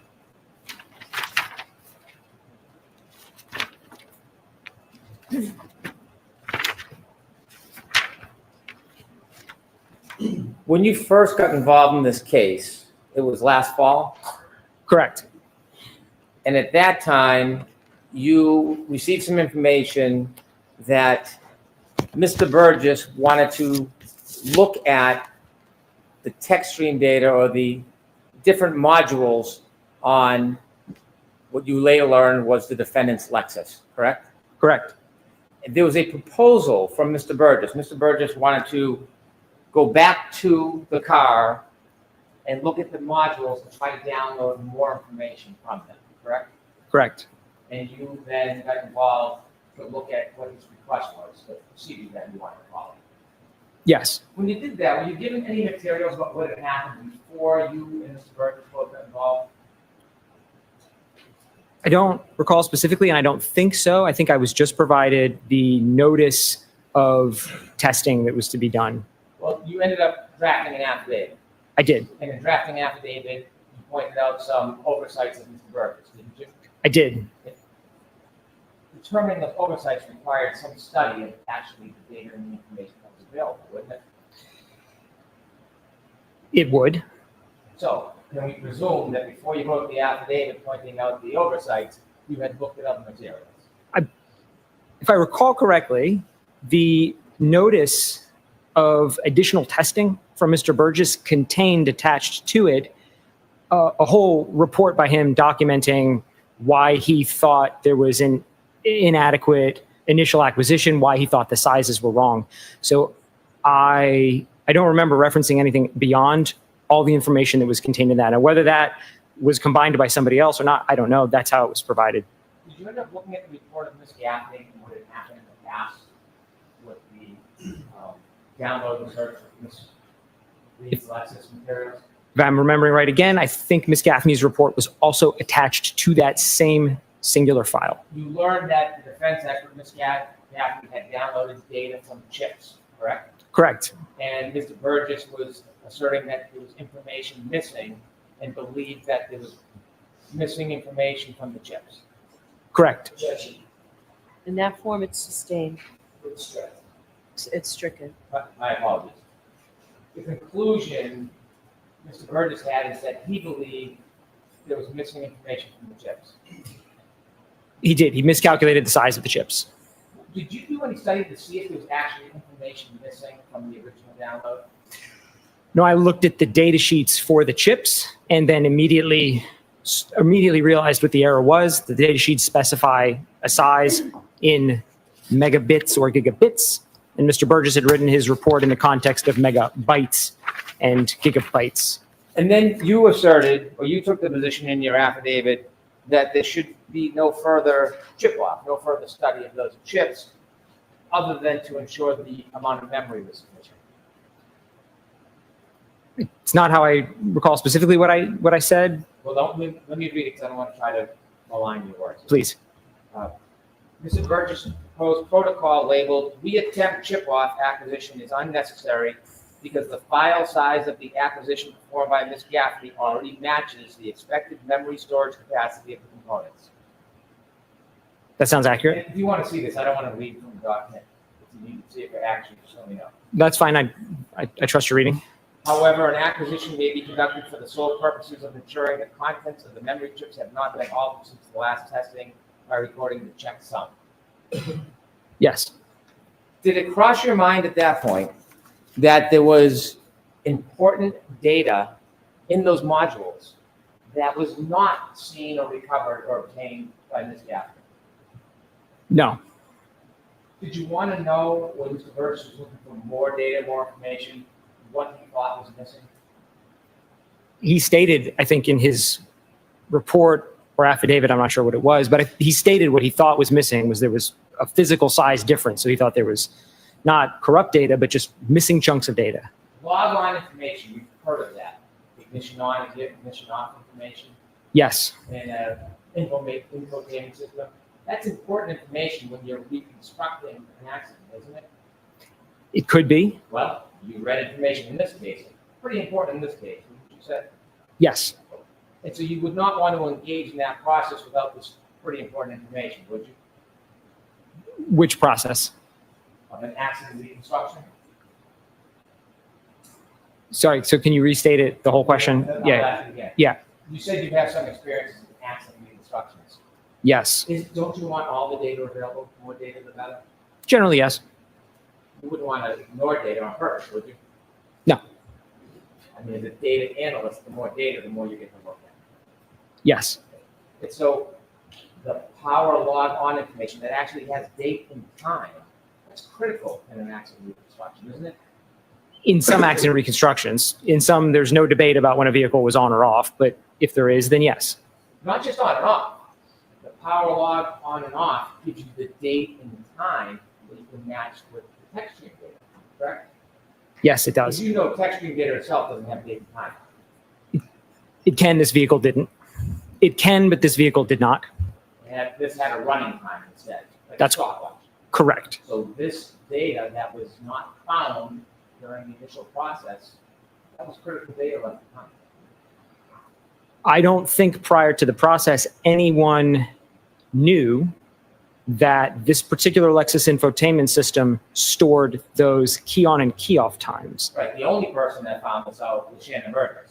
He found it in the process, but I don't think anybody knew in advance of this case. There was nothing out there about it. So to my knowledge, this is the first time that this specific data has ever been released into the wild.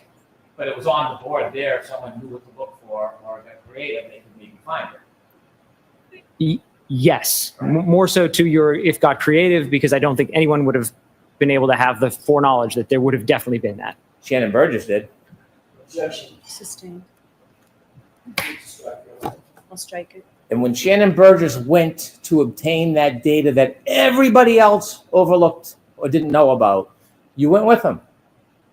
Yes, So you had a process where he was going to now control the data and take the information that was left behind and remove it from the infotainment board, correct? he actually never specified anything about the SD card in that initial notice.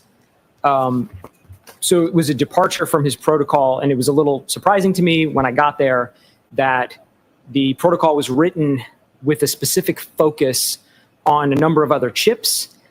And it became very apparent to me very quickly that the focus was not on those chips, and the focus was on this SD card that had previously been unmentioned. There was nothing in there about that prior to that. Did it offend you, or were you impressed that he had found that? I was a little confused because I went into it with an expectation. Generally, if we write a protocol, we adhere to the protocol. If we're going to deviate, we have a discussion about deviations. So I was just surprised. It's not customary to sort of shift out of nowhere. But other than that, I did not know what to think of it because I'd never heard of that.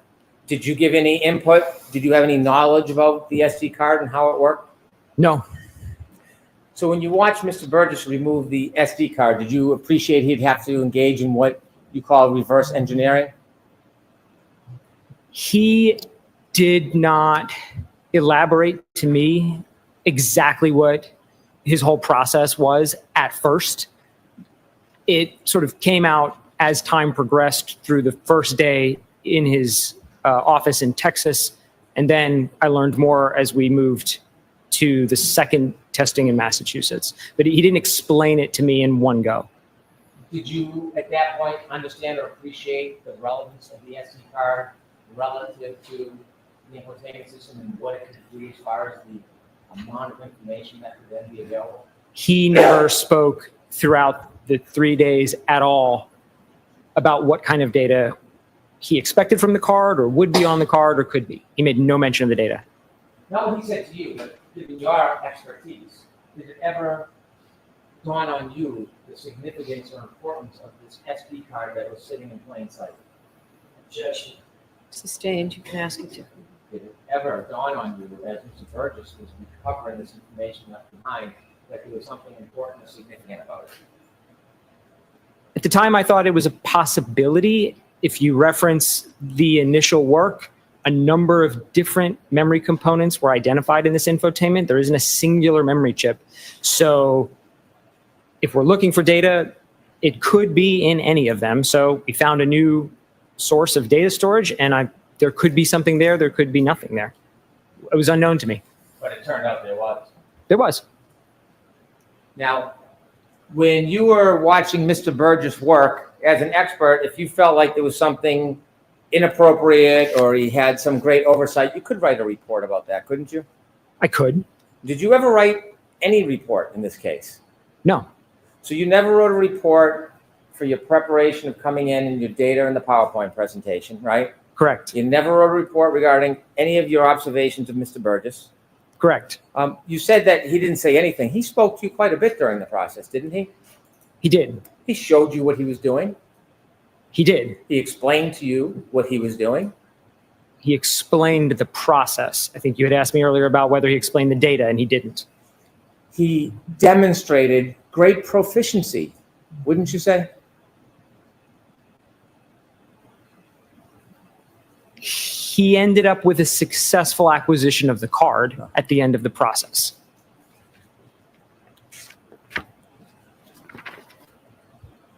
When you are considering all your equations, did you consider the timing information taken from the SD card that Mr. Burgess found regarding power on and power off of that car? Yes, to the extent that he considered it in his own report. Again, I'm referencing his report. But how about you? You're coming in here giving an opinion saying what's better or best practice or right. How about you? Did you consider, you personally, the one who's giving the opinions, did you consider the significance of the power on, power off data as it relates to all these times? Yes. Yes? Are you sure? Yeah. Okay. I mean, I considered it. If that's the question is, did I consider it? I considered it. Did you do any study yourself? No.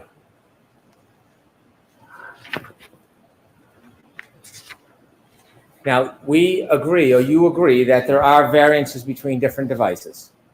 Yes. So a Lexus clock that comes from the infotainment system is very common that it would be different than a different device like an iPhone.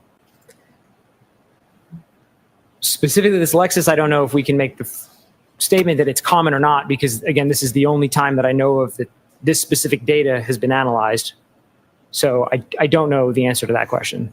Did you say on direct examination that variances between devices are common? Variance between devices are common. In a variance of 45 seconds, that wouldn't be remarkable on No. different devices. It's common in the industry. Correct. And in your business, that's an accepted amount. I'm not sure what you mean by accepted. The amounts are what they are, and we have to correct for them. I've done analyses of clocks that are anywhere from completely correct, 1 second off. I've done analyses of clocks that are 25 years apart. So it's a wide range of possibilities. I understand your point. Yeah. If you see as an analyst a 45-second variance or 30-second variance, that wouldn't shock you, would it? No amount of variance would shock me, is the answer. I want to ask you questions and go through your PowerPoint. And I want to ask you your specific opinions and how you arrived at certain claims that you've made. Sure. Okay? If we could put up Mr. DeSorga's new PowerPoint, 52525.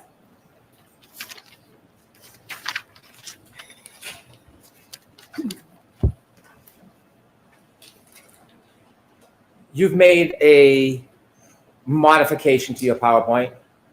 Yes. You've made an amendment to your PowerPoint. Yes. So there is something that happened, you received new information or new data, and you updated or changed your PowerPoint. I did. And that's an appropriate thing to do when you receive new information, isn't it? Yes. If you have new data, you don't want to leave it behind. You want to make the best presentation with the best data you can. I'd want my presentation of the data to be as accurate as possible, so I included all the data. And you would expect that from any expert, wouldn't you? If they received new information or analyzed new data and it was important, it would be an appropriate best practice to update the PowerPoint or information they're providing, wouldn't it? Objection. I'm going to allow that. I don't know if I would tell other experts what their best practices are. I would say generally as experts, we do work that our clients ask us to do. So if we're asked to do it, we do it. If our clients say, hey, don't do that, then we don't do it. Well, you like the phrase best practice on direct, so I'm just wondering if I can borrow that phrase. Sustain. Okay. We can turn to page 2. Now, this is taken from Dr. Welcher's report. Yes. And again, you did no testing whatsoever. You just read I did reports. Did you read all of Dr. Welcher's data, the gigabytes and gigabytes of data? Did you go through it all? Not every slide, no. Not just the PowerPoint. I mean the actual massive amount of data in his study. Did you go through the data? Oh, no, I didn't look at any of the data. Did you ever speak to Dr. Welcher? No. And so when you are making assumptions on what he thought or how he analyzed, you're just guessing. I am looking at what Dr. Welcher put in his trial presentation, and my assumption that's baked in there is that he's going to stand behind the things he says in a presentation. So I'm taking them at face value, but as being correct. It's not a matter I'm of not guessing. It's not a matter if he's going to stand behind it. You don't know why he put something in here. You just see it on the paper. You don't know what his thought process was, did you? To an extent, yes, because I understand how the exemplar testing by Aperture laid the foundation to align the key-on events in the infotainment to the Lexus VCH events. When Dr. Welcher made his PowerPoint, do you know whether or not he was relying on 154 on Mr. O'Keefe's phone, stamp 154, as the end of the event as opposed to the beginning of the three-point turn, 1162-1? Based on the math he uses, that's the implication. He puts a number on the screen that the only way you could reach that number is by making that assumption. So when I looked at the math, yes, that assumption seems baked into the math he did. So this seems like it's baked in that he was assuming 154 on John O'Keefe's phone was the end of the three-point turn. Not on this slide, on a later slide, but yes. Okay. And you said that variances, 30 seconds, 45 seconds, they're very common when you're comparing two different devices, right? Yes. Okay. Return to the next page, please. You point out 2 times for the jury, the Lexus event 11:62:2 ends 12:31:43, right? Yes. And that's based on the clock in the infotainment system. That time is based on 2 things: the clock in the infotainment unit and the cumulative key-on timer in the text stream data. So it's a combination of 2 values. Which is the running clock. Correct. Right. And that is compared or contrasted or coordinated with the log on off time that was found on the SD card. Yes? Yes. And without that SD card, we wouldn't have that time now, would we? Correct. Okay. 12:32:09 isn't something you analyzed, but you just read in the report that that is information from Ian Whiffen suggesting or taking the position that was the last user interaction John O'Keefe had with his cell phone, 12:32:09. That's how I understand it. There was a phone lock at 12:32:09. I did not look into the underlying reports from where that came. And you know those are 2 different devices, 2 different clocks that will have a variance. Yes. You mentioned trigger event, and you said that your preference is to, when you're doing times, to point it from the actual trigger event, and there was a little slap for emphasis to target you on that, right? The trigger event. That's not a standard practice or a protocol that is supported by any type of literature, is it? It's the methodology I teach, especially in the class I teach on the analysis of heavy vehicle data. We have the exact same problem with heavy vehicles. They all have clocks on them. And so, in fact, I do a lot of clock adjustment on heavy vehicles relative to other sources. And the way I teach it, I'm not the only instructor. Collectively, the way we all teach it is we generally start the analysis at the trigger, which is not to suggest you have to do that. It's not wrong to do it a different way, but that would be let's call it the default methodology. The default methodology, do you have any professional literature that says that is the best time to start the analysis? Not literature. I mean, that's sort of my opinion, because that introduces the least amount of variables. Once you start trying to align events off of subsequent times, you just introduce more addition and subtraction or math you have to do. So it's easiest to do T0 and align everything from there. If you're lining up the end of one event with the end of another event, it's more coordinated than if you take it from different spots, isn't it? That could be a scenario where then you wouldn't use it. Right. Like I said, it's not the only way, but it's the default way. I don't disrespect your method, but there are other ways to do it that are just as legitimate as the trigger knot. Absolutely. And that's why I didn't change the convention here. I used their convention, So you're apertures. not suggesting that Mr. Burgess was being misleading by choosing the endpoint when he pronounced that's exactly the point he was considering, are you? No. And so the word cherry picking, you're not saying he was cherry picking, are you? I don't remember the context in which I used the word cherry picking, but I don't think it was with respect to a trigger alignment. So there's no legitimate professional basis of suggesting your way is better or worse than going from the front or the end of the event? No. So you're not offering criticism on that, so just so I understand. Not criticism. I pointed out that it's not typical, and I pointed out not even to say specifically that it's not typical, because even that, to your point, might sound critical. I just want to be clear that I adopted their convention. It's not the way I would have done it, but I kept that convention consistent in my analysis. So I wasn't changing in the middle, trying to obfuscate what I'm saying. I appreciate that. So if someone's looking end to end, you're not going to add 5 seconds. It's if someone went from middle to end. Could you give me that? Yeah, you were A little suggesting different. those questions about, well, since you're looking at the end instead of the middle, then you got to add another 5 seconds on. That's not really an accurate analysis if you're looking at a comparison from end to end. You wouldn't then add the 5 seconds to the time to trigger because you're starting at the end from both devices. Objection, Your Honor. I'm going to allow it if you can answer it in that form. It's going to depend on if you're doing an alignment with something that is a range of values, then you have to be consistent on where you're doing it. If you're doing discrete points, then that's just a single point in time. There's no beginning or end. It's just a single second. So the best answer I can kind of give is it depends on what you're doing. Well, in this case, you're basing it off the end of the event, the end, not trigger, the end, comparing it comparatively to the end of a different device. So you wouldn't just add 5 seconds just for the heck of it.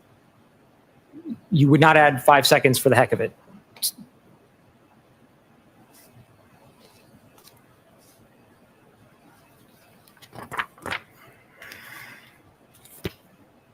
You see 12:32:09 minus 12:31:43, the middle line, equals 26 seconds.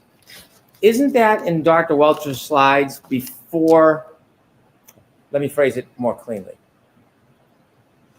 Before Shannon Burgess analyzed the data more closely on May 8th, in his May 8th report, isn't this the exact difference in time that Dr. Welcher cites in his PowerPoint, 26 seconds? I'll sustain it in there. Did you see, when you reviewed reports, that Dr. Welcher uses this exact number plus 26 seconds in his report? I got the number from the PowerPoint. I'm sorry, not the PowerPoint. report, but that is all of the numbers here on this slide are from Dr. Welcher's PowerPoint. And on the previous slide, I show that. So these are all just And- copied straight from that. And you've labeled this John's interaction window. I did. Okay. Interaction window. Do you think it might be confusing when you use interaction window to make it seem like the event was limited to 10 seconds? No, and that's not the implication there at all. That's not what you're trying to say. That's not what I'm trying to say. Fair enough. Fair enough. If I can clarify what I mean by interaction window is that there's Please do. a range of times that we end up with when we start running these adjustments. So we never land on a singular point of alignment. We end up, like I show at the end, with 30 points. That's the window that I'm talking about. That's the window that I mean. So if we could put up page 33 from Dr. Welcher's PowerPoint, just to illustrate the point you're trying to help us with. Like that a little for me. So this represents, you've seen this, right? It looks familiar, like it's from one of his slides. And if I've seen it, I did not spend a lot of time digging into it.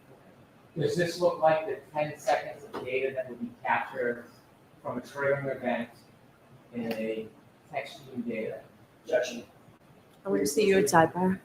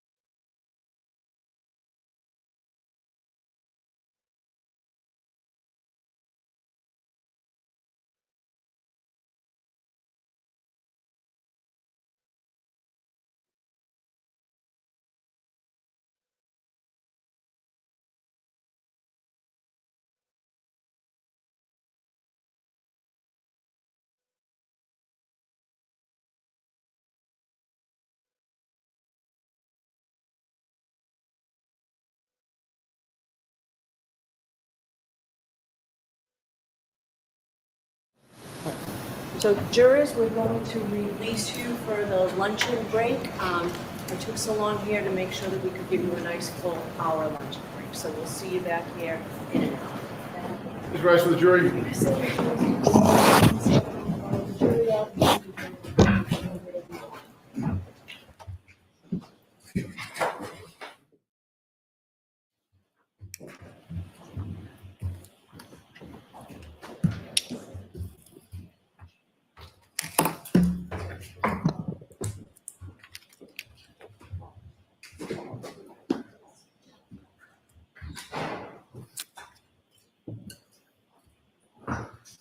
Sir, follow me, please.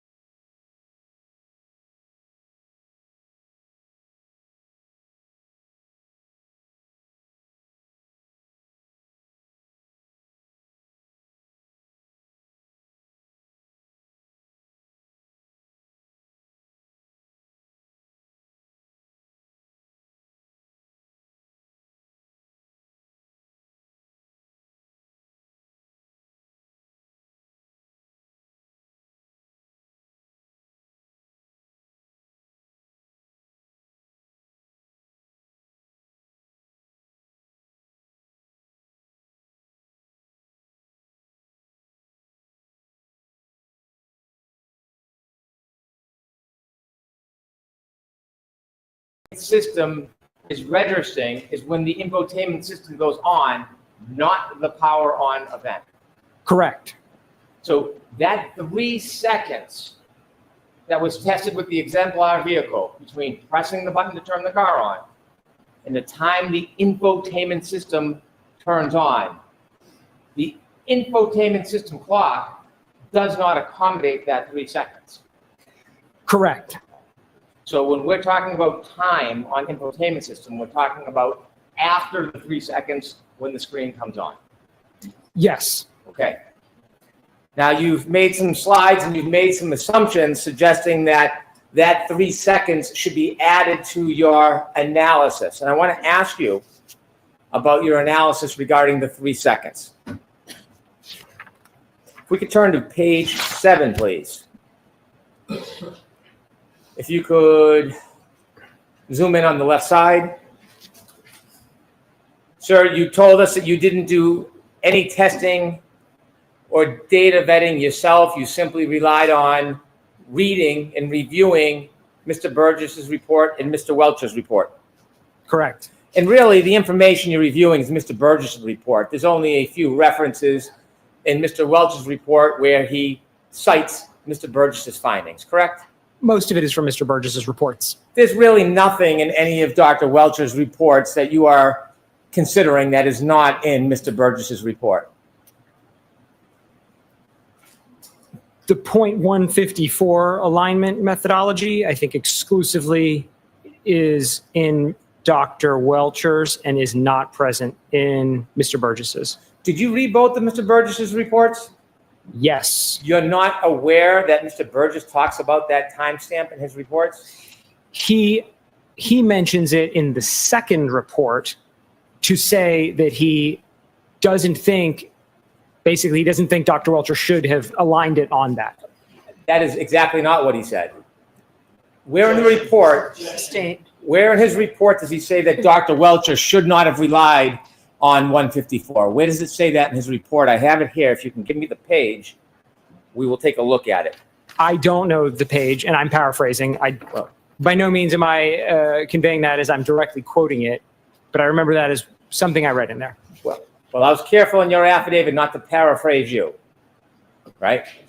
Sustained. So when you just made that assumption or that suggestion characterizing Dr. Welcher's state of mind or thought process, is there anywhere in the report you can cite or show me where Dr. Welcher said that? No. Okay.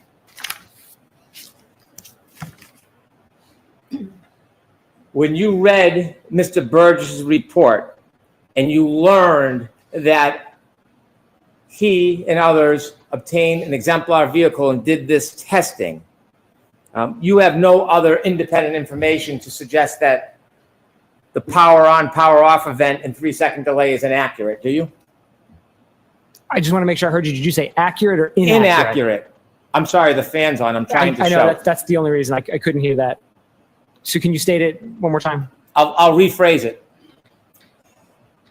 When you reviewed Mr. Burgess's report and reviewed the information about his exemplar testing regarding the 3 second difference between turning on the car and the infotainment system going on, you have no other information that you looked at or studied that changes that analysis, do you? No. Now, when you are suggesting, could we shrink that and zoom on the right side, please? When you are suggesting that 3 seconds should be added to the time because of that 3 second gap, do you think maybe you made a mistake in considering it that way? No. The time that you're adding 3 seconds to is the infotainment time, the infotainment clock, correct? Yes. The infotainment clock begins when the infotainment system goes on. We just spoke about that, correct? Right? Which is 3 seconds after the power on event. Correct. So you're essentially double dipping. You're adding 3 seconds that has already been separated because it isn't reflected on the infotainment system. Isn't that true? That's incorrect. You believe that 3 seconds between the power on and the infotainment system going on should be accommodated extra on top of it. It's not that it's extra, it's because when we're talking about times here, we're pulling a time from the infotainment and we're marrying that with a key on timer from the vehicle control history. Those are separate systems. So if the vehicle control history had its own time, then what you're saying would be correct. We wouldn't account for any delays because then it's already baked into those numbers. But this is a very unique analysis. This is not something I've ever even seen, this type of analysis here where we're comparing a timestamp from an infotainment SD card to a VCH total time. And so the only way to reconcile those two is we have to align them. And the 3 seconds is the alignment between those because the VCH key on timer is going to start as soon as the vehicle is turned on. And that's the 3 seconds. You've never seen this before.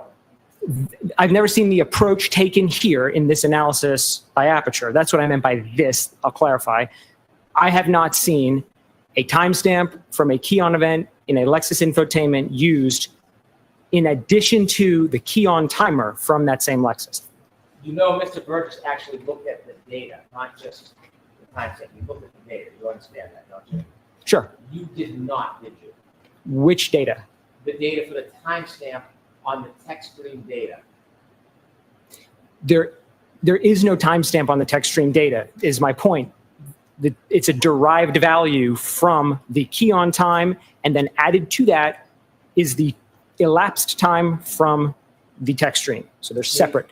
Did you look at the data to make that determination that you're claiming right now? Did you actually look at the data? Yes. Yeah. You looked at the raw data? I looked at, yes, the raw text stream data. The raw text stream data from the infotainment, did you look at it? I just don't want to mince it. The text stream data is an independent system from the infotainment, and you said from, so Pardon they're me. not. Did you look at the infotainment raw data? I did. Okay. And did you find a timestamp on the infotainment raw data? Yes. Now, when you added 3 seconds, you were trying to, in addition to the infotainment data, you were adding on the 3 second delay that now you're saying might not even be accurate. Is that fair to say? I don't think I've ever said it's not accurate. I said that in the exemplar testing, they documented this behavior of a 3 second delay. And that needs to be accounted for if you're going to correct the timestamps. However, the caveat I put on that was only with one exemplar vehicle. So it could be that this behavior, the 3 seconds, is unique to the exemplar and would not apply to other similar vehicles.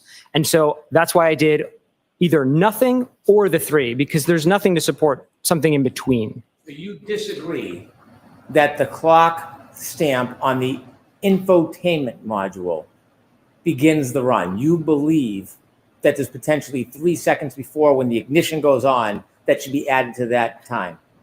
I know from testing other Toyota systems that the key on timer happens almost at the identical time that the vehicle is turned on. That timer starts running basically immediately. But on this case, you don't know anything firsthand because you didn't do the testing yourself. I don't know if it would specifically apply to this Lexus. I know that from other Toyota testing, but And not you're this specific Lexus. I'm sorry, finish. No, I'm clarifying. I do know that from other Toyota and VCH systems that key on timer is basically simultaneous with the key on. I have not tested it on this, and I don't believe that it was tested by Aperture when they had it either. They didn't document the accuracy of the run timer in their exemplar, so we don't know. Well, you don't know that they didn't document that. To be fair, if they did, it was not in their reports. Right.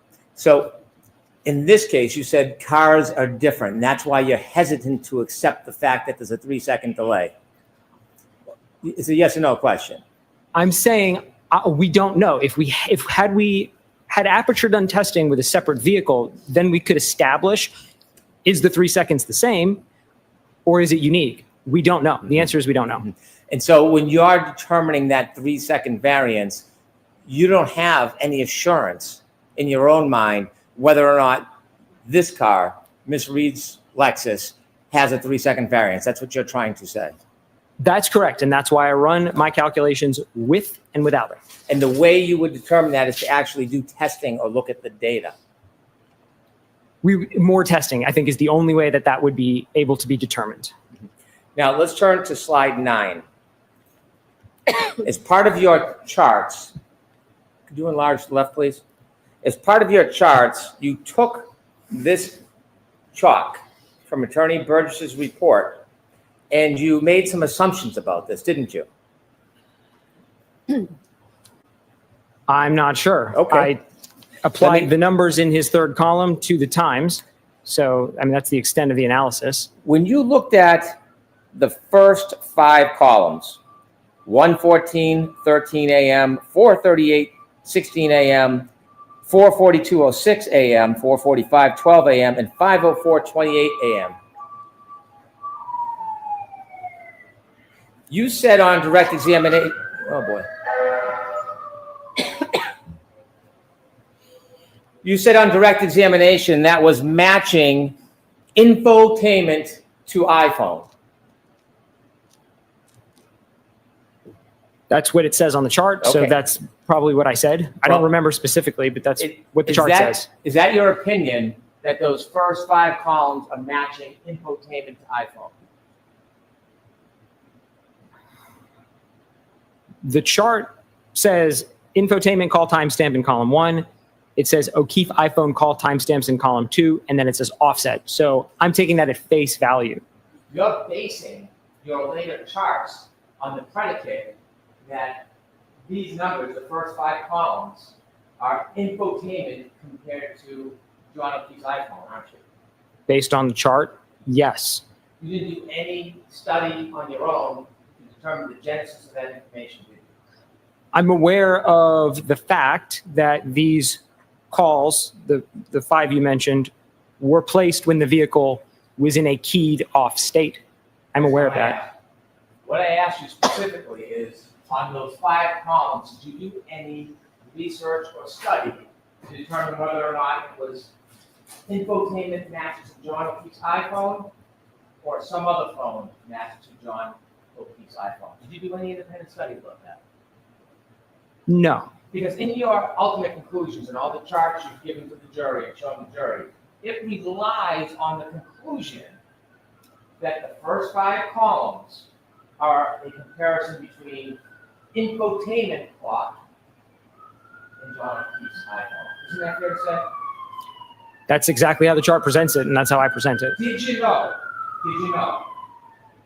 that at 1:14:13 a.m., the defendant's Lexus was turned off? Yes. Did you know at 4:38:16 a.m. that the defendant's Lexus was turned off? Yes. And did you know for 4:42:06, 4:45:12, 5:04:28, did you know that her Lexus was turned off? Yes. Do you know that when you make phone calls, oh, by the way, do you know on those different times, the first 5 times, where that information is generated from? Which column? Left column, 1:14:13, all the way down to 5:04:28.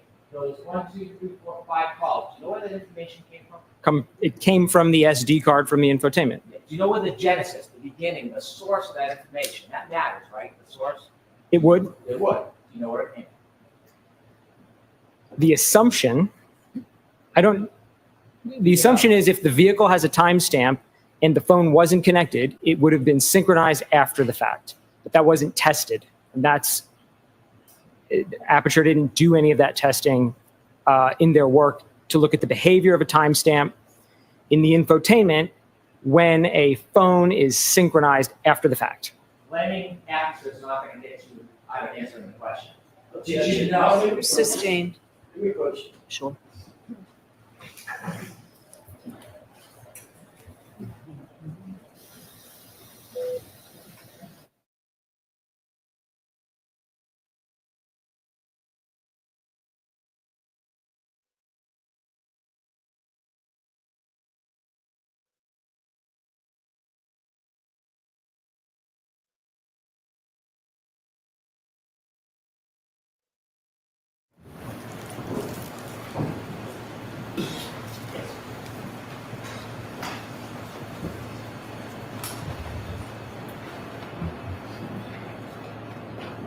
Do you know the genesis, the source of those 4 numbers?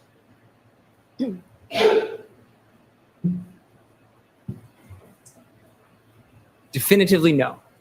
Your entire premise of your slides and values and ranges depends on knowing the genesis of those numbers, doesn't it? I relied on Mr. Burgess's explanation that those times were synchronized after the fact. Did you know that those are all phone calls from the defendant's phone to Mr. O'Keefe's phone? Yes, You did know that. I know that they're phone calls From who? between. Sorry, can you maybe just state it more clearly? Because I'm not sure. I don't want to fumble through an answer if I don't understand the question. So Do you know where those calls came from? The source. a phone, Whose? Miss Reed's phone. Now, I know you're not an expert on mobile devices, but did you know when it's not a contemporaneous synchronization, you plug your phone in, it's going to register on the infotainment system, but come from the phone? Objection. Sustained. Do you know when someone plugs their phone in after they turn the car back on, how it synchronizes on the infotainment system? I don't know if adjustments are made to those times during a synchronization or not. I think that's something that could be tested, and to my knowledge, was not tested. If you don't know, then your conclusions and all your opinions to this jury is based on an assumption that you don't even know the predicate for. Isn't that fair to say? My conclusions are based on all of the data that Mr. Burgess laid out. So he laid these out and went so far as to calculate the offsets himself. So there's something implied in his table by virtue of him calculating these that maybe he would decide to align them. And so, again, to provide the clarity on all the possible alignments, I included them. But that's not what I asked. If you're making an improper assumption about the predicate, about these calls and the source of them, and you're wrong, that would change your entire analysis and conclusions and charts that we see in your later charts, wouldn't it? Sure, if there was testing that showed that that is an invalid method on this specific Lexus and SD card, then of the 30 possibilities, some of them would end up being eliminated. Did you know that when an iPhone is plugged into a car, it downloads the information from the iPhone on the infotainment system? You know that? I don't know how the clocks are synchronized when you plug an iPhone into a car. Well, if you don't know, how can you make conclusions based on a predicate you don't even know what it is? The conclusions are based on the data in Mr. Burgess's report. I know you're not an expert on mobile devices. Objection, but Your Honor. I So I'm going to strike that. Go ahead and ask your My question. apologies. If you have 2 different devices, a Lexus clock, an infotainment system, and an iPhone, you would agree that it's not unexpected to be variances, correct? Correct. When you're comparing 2 iPhones, do you have an opinion, do you agree that you would expect the variance to be very small, iPhone to iPhone? I don't know. Have you ever studied that before? 2 iPhones? Yes. No. So if you sit there today, you don't have any expertise, any education, any knowledge about how closely 2 iPhones would sync with each other? No. You see in the first 5 columns, the numbers are small, 2, 2, 1, 2, 1. Yes. Would you agree iPhone to iPhone using the same source of time is generally going to be within 1 or 2 seconds of each other? Objection. Sustained. Do you have any opinion about whether iPhones to iPhones will generally be within 1 to 2 seconds of each other? Objection. You can ask if there's an opinion. Do you have an opinion on that? No. Next question. If the first 5 calls are iPhone to iPhone rather than infotainment to iPhone, you agree all of your assumptions and conclusions are inaccurate. they're not iPhone to iPhone in the sense that column 1 came from the infotainment. The values were read from the SD card. So there's an assumption baked into it. What you're saying that when a phone is synchronized, the infotainment assumes the times of the phone, but we don't know whether the infotainment would adjust those times to its own clock or not. You're speculating now, aren't you? We don't know. It wasn't tested. I don't know is the You answer. don't know. I don't know. You don't know. I do not. Okay. Don't say we don't know. You don't know. Sustained. So this is iPhone to iPhone. Then your assumption was first off, 122.121. If they're iPhone to iPhone and you're wrong about the fact it's infotainment to iPhone, your assumptions and conclusions are inaccurate, aren't they? Objection. I'll allow this. If the title of the first column had iPhone in it as well, then I would not have used it in my analysis. But that's not the question. I appreciate that.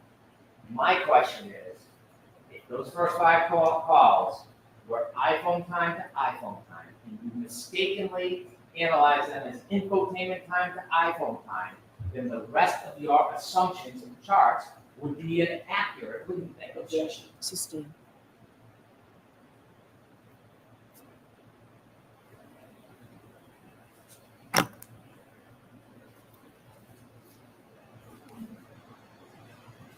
At 5:21:36, do you know whether or not the defendant's Lexus was on? I don't recall if that one was an on or an off point. I don't want to guess. I don't recall. And so if you don't know if that was on or off, were you able to do an analysis whether this was phone to phone or infotainment to phone? No. 5:30:31, do you know if the defendant's car was on? That one I know the vehicle was on. That's one timestamp on the infotainment system, 5:30:31, correct? Correct. And then in the O'Keefe iPhone call timestamps, there are 2 different numbers, 5:30:15, 5:30:52. Yes? Yes. Right. And do you appreciate that that is 2 separate calls, or do you think it's something different?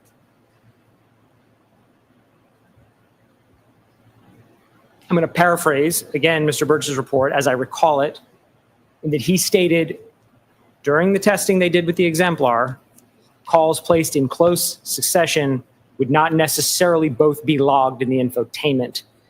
So as I understand this chart, what he's trying to say here is there were 2 calls placed, there were 2 call logs in Mr. O'Keefe's phone, but only one timestamp in the infotainment, and he couldn't determine which it corresponded to because of that observed behavior from testing. I'm asking if you know. I don't. Did you ever look at phone records for the defendant or for Mr. O'Keefe to make a determination whether these are 2 separate calls or not? Did you ever do that? No. If these are 2 separate calls, can you explain to us why there is one timestamp? Again, as I stated, that was behavior that was observed. The exact behavior was observed during the exemplar testing by Aperture. I don't know why that happens. Why does the infotainment not log every call? I don't. But I know that it was documented that that is a feature of this system. This information was not taken from the exemplar vehicle, was it? This table, no. No. This information was taken from the infotainment system of the defendant's car, isn't that true? Yes. And the phone calls were taken from Mr. O'Keefe's iPhone, isn't that true? Yes. And so, you know why there would be 2 phone calls and only one timestamp?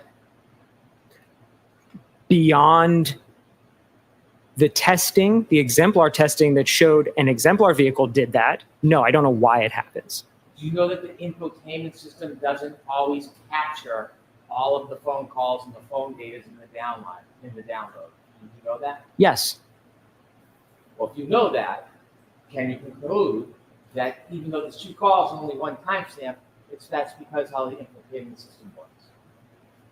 I think that's the most logical assumption, that that's how it works. So when you look at 5:30:15, bottom middle, and 5:30:52, it is impossible to tell which one relates to the 5:30:31 infotainment on the left. compare. It's impossible, right? Yes. So there's two possibilities. Yes. One is that you have a difference, a disparity of 16 seconds. Yes. And the other one, going the opposite way, is a disparity of 21 seconds. Correct. And so when you add those disparities, you have 27 seconds disparity in those. Correct? I'll allow that. Is there a 27-second disparity when you compare the two? I'm not sure I understand the math. 5:30:31 is 16 seconds different than 5:30:15 on each phone. Yes? Yes. 5:30:31 is 21 seconds different than the 5:30:15 phone call. Yes? Yes. And the difference is cut each way, one's minus, one's positive. Correct. So when you add those disparities, you get 27 seconds, don't you? Objection. I'm going to allow that. No. Okay. What do you get? You're saying if maybe so I can be clear what you're asking, if we have a negative 16 and we have a positive 21, Correct. how many seconds are in between there? Exactly. 37? And so you can see, did you know that the defense car was turned on at 5:07 a.m.? Does that ring a bell? I don't have any of those key-ons committed to memory. So you can see between 5:21 and 5:30, the offset is different between them, which shows that variances change. They move. That seems reasonable. Yes. But when I said it seems reasonable, do you have the experience and the knowledge to agree with me that variances move? Yes, they do. Okay.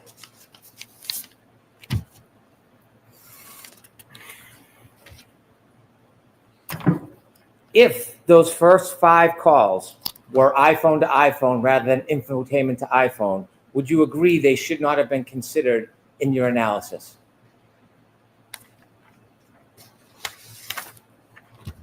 Yes, with the caveat that because this is a novel analysis with this SD card and this infotainment, that it was demonstrated that that's the behavior. My opinions on things like that are based on testing and research and literature. And so when we have a brand new system with new data, we want to see some testing to prove it works the way we think it works. But under the assumption, then yes. You would agree? Yes. If we turn to 10, please.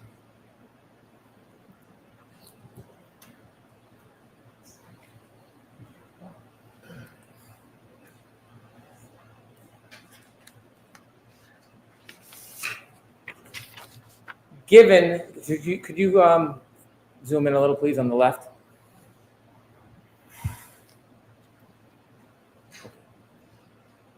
Given that these data points come at 5 in the morning, or 1, 4, 4, 4, 5, 5, and 5:30, did you consider whether they would be less reliable than comparing to the triggering event, the 3-point turn at 12:23 the night before? Did you consider that? Yes. When you said you reviewed and you're critiquing reports, did you read Mr. Burgess's report on May 8, 2025? Yes. Did you read in his report where he explains that this is a less reliable method to, it's a less reliable method because of the time distance between the actual event we're interested in, 1162 at 12:31, 43 to 48, than the 3-point turn? Yes. Okay. When he explains that the method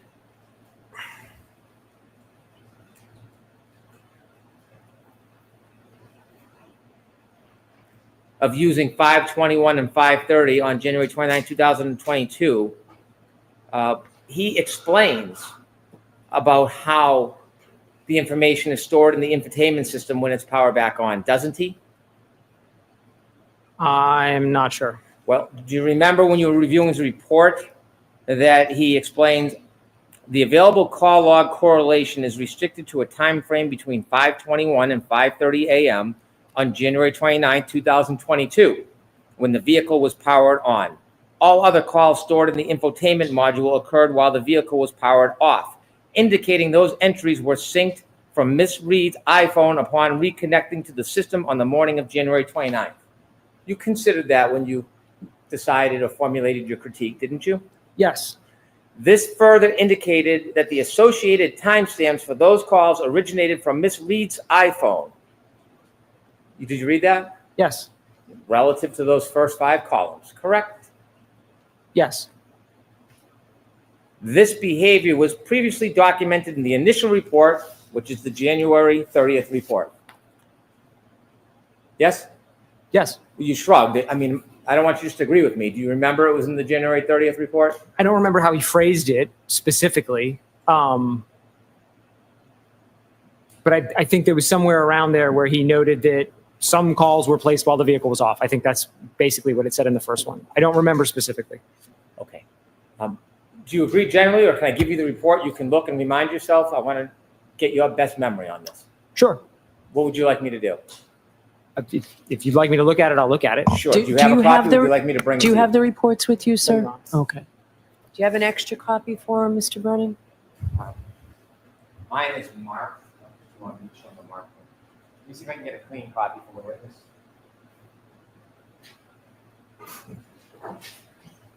January 30th.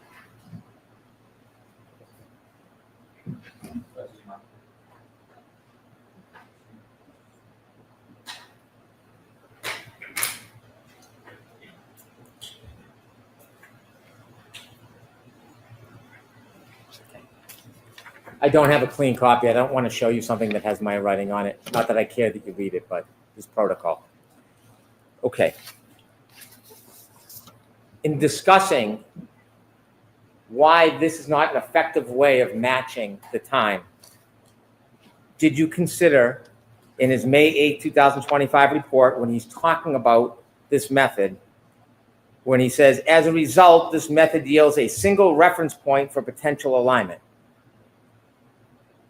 Yes. And when Call he's logs talking- are discrete points. I'm sorry? The call logs are discrete points for alignment. Is that? As a result, this method yields a single reference point, is referring to the 53031.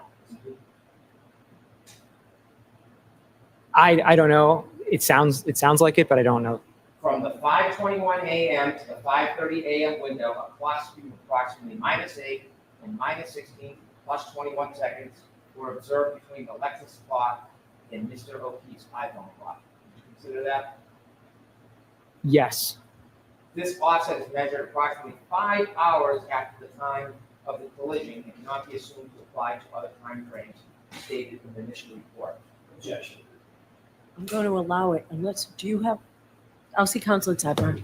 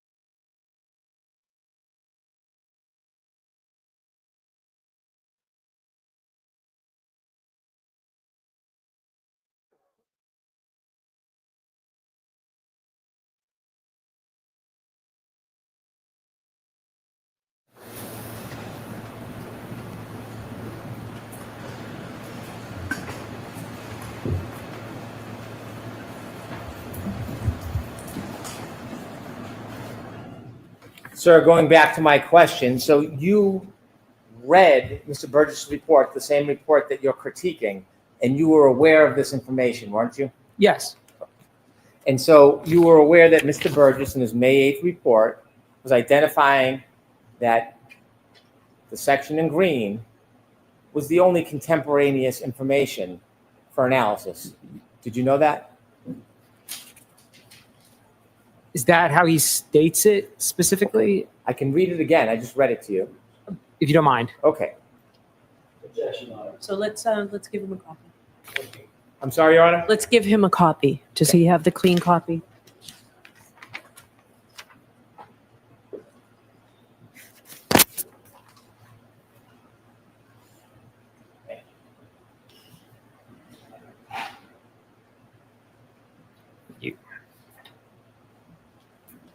If you can turn to page 3.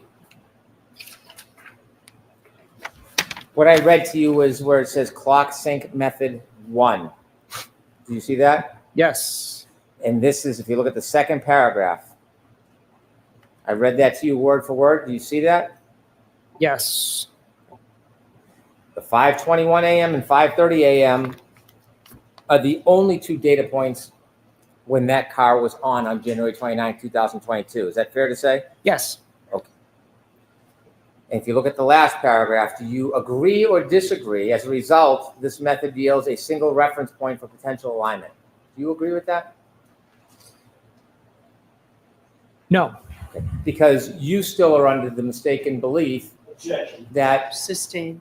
you still have the opinion that the first 5 rows are an infotainment to iPhone analysis.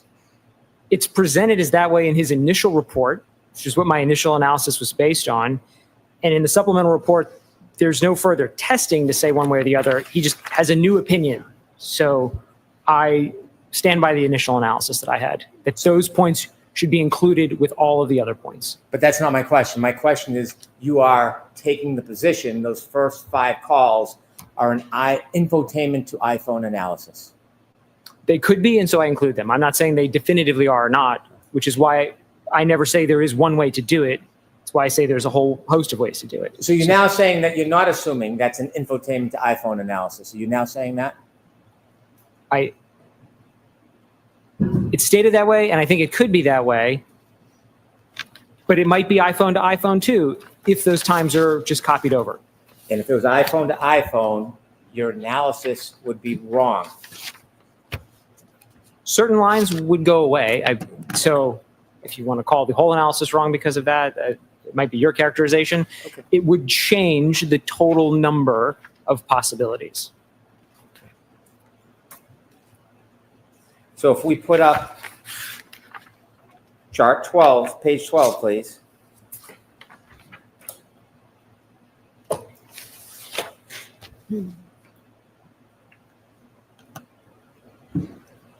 If you were wrong about the infotainment to iPhone analysis and those first 5 should not be considered, which part of your chart would now be wrong?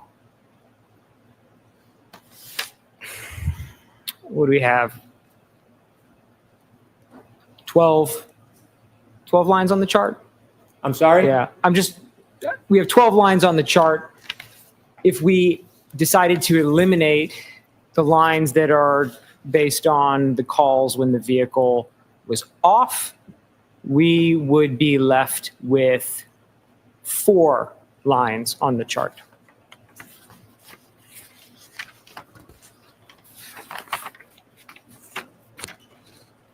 And if we turn to 14, please. And if you could enlarge, well, I don't think you can enlarge it. If your analysis about infotainment to iPhone was wrong, you would agree those first 1, 2, 3, 4, 5, 6 columns should not be there, should they? No, the positive 16 stays, the negative 21 stays, 1, 2, 8, and 20 would go away. So we'd lose 4 lines from this chart. And the negative 16 line, that comes from information at 5:30 a.m. the next morning. Correct. And you would agree that that distance is not as accurate as cueing it from the three-point turn event 1162-1? The 3-point turn is closer in time than the call at 5:32, And thus more reliable, wouldn't you say? generally. And the -21, that was from 5:30 and some seconds the next morning. Same idea, not as reliable as the three-point turn information. There's greater uncertainty the farther in time we get. So when we turn to the three-point turn information, you mentioned in Dr. Welcher's report that it was noted that the timestamp 154 was the end of the three-point turn event, correct? That's how he states it. And then more information was provided when Mr. Burgess then broke down that 154 timestamp, correct? Correct. And when he broke down the 154 timestamp, he actually wrote a report about it, didn't he? Yes. He didn't just have it in his head. He put it on paper for all to see, yes? Yes. And in that report, not only does he break down the data, he also shows a visual of the actual data on a map, doesn't he? He does.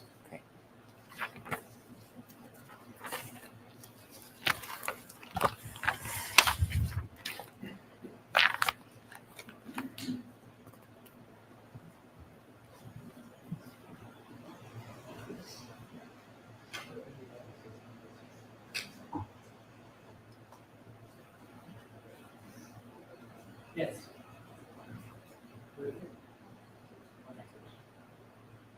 Exhibit 192A.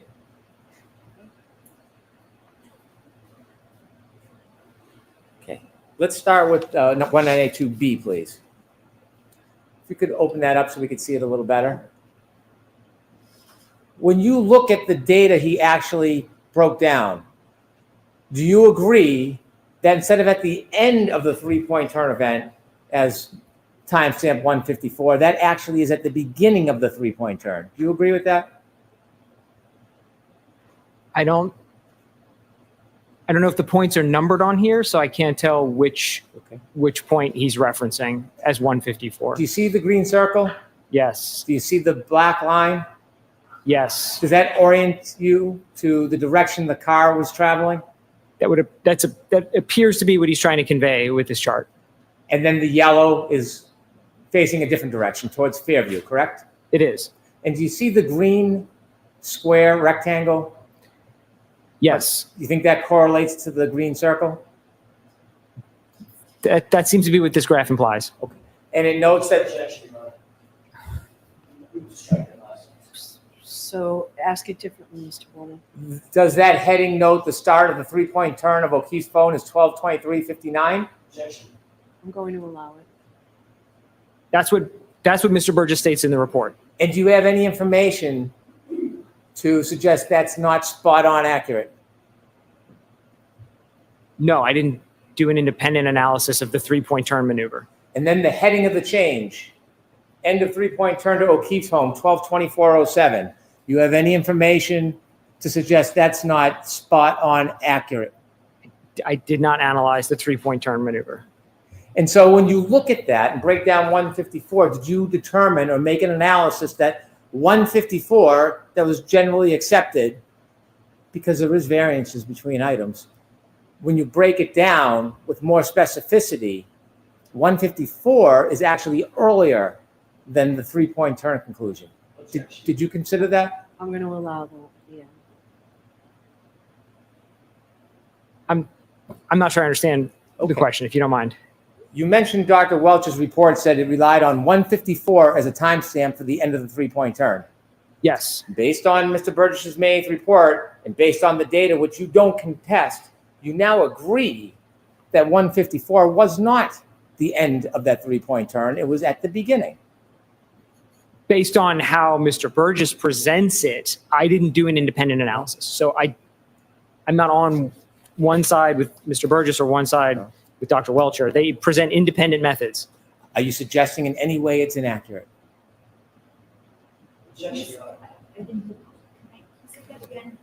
Are you suggesting it is in any way inaccurate? I'm going to allow that.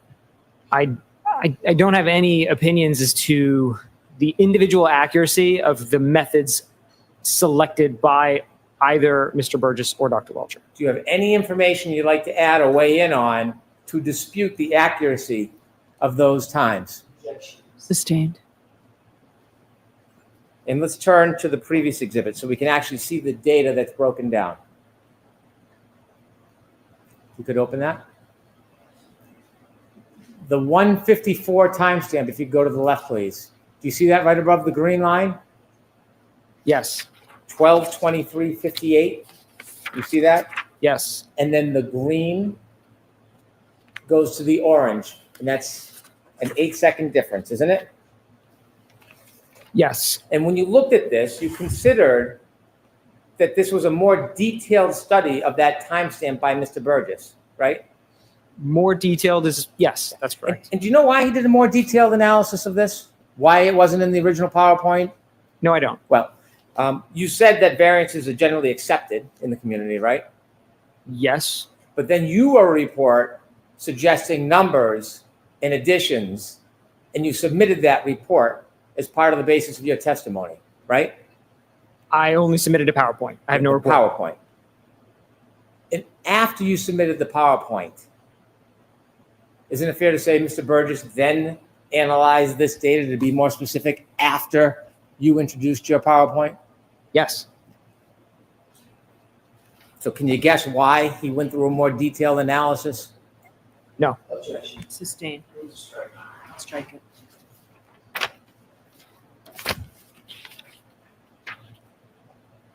In the final exhibit? Let's go back to the data. You said that Mr. Burgess had an 8-second range, 21 to 29 seconds, remember? Yes. And you were suggesting that somehow there was some uncertainty. Do you remember that? Yes. Okay. Were you guessing about his state of mind, whether he was certain or not? Do you know why he gave an 8-second range? Objection. So ask it differently, Mr. Okay. You suggested the reason why there's an 8-second range is that Mr. Burgess was uncertain. Remember saying that to this jury? Not in those exact words, but that's what uncertainty is. Uncertainty is a range. If we don't know a specific value, we put a range around it. That's uncertainty. That's a This data from the green, would you agree it indicates the beginning of the three-point turn, and then the orange is at the end of the car is already in motion at 11.2 miles per hour? Objection. I'm going to allow it. Do you agree with that? I see speed values there. I see some headings. I can't convert GPS in my head, so I don't know. You could have analyzed this data yourself, right? Before you came in and gave an opinion, I could have. but you didn't. I did not. Do you have any reason to test the accuracy of this data that's been broken? No objection. I'm going to allow that. No. And so by giving the range of 8 seconds, you talked about looking at different values to be fair, wide range, right? Even though this analysis depends on the end of the three-point turn, would you agree it's kind of forgiving to give that 8-second range to give the benefit of the doubt by starting at the beginning of the three-point turn all the way to the end of it rather than just giving the end point? As to that form, ask it differently, Mr. Green. Does the 8-second range that is provided by Mr. Burgess coincide with the data and the 8-second range between the green and the orange? That's where he comes up with the 8-second range, correct. And so if Aperture's position is the matching times at the end of the event, like going back to the beginning, isn't that even more forgiving than the 8-second objection? I'm going to allow it. Yeah, I would call it a conservative approach to use a range of values. The opposite of cherry picking, right? Sure.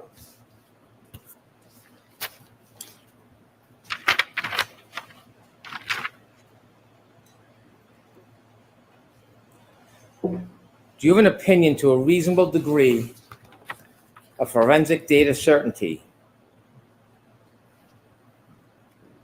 about whether text stream data provides data reflecting whether a collision actually occurred? No. In your opinion, to a reasonable degree of forensic certainty, is the text stream data would not reflect the collision, correct? That's not what I said. I don't have an opinion. And you know that there can be collisions or touching between vehicle, and it's not going to appear on the tech stream data. You know that, right? It's possible.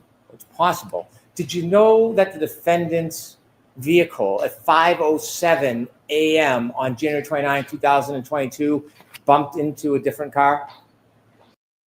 Yes. Do you see that reflected on the tech stream data?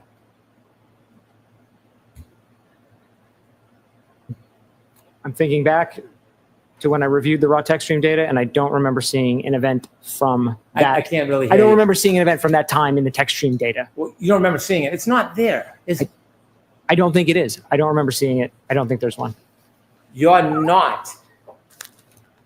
I was going to finish and say I don't have all of the events committed to memory. There's You're- 19 of them. I'm sorry. There's 19 events. I don't have them all committed to memory. You're not testifying or offering an opinion that there was no collision with this car that night, are you? No. Because if you were implying that or suggesting that or insinuating that, that would be misleading, wouldn't it? It's not. Sustained. I have no further questions. Okay. You were asked a number of questions. Ma'am, Yes. thank you. You were asked a number of questions a few minutes ago by Mr. Brennan concerning your expertise. I'm just going to grab a pen if I could.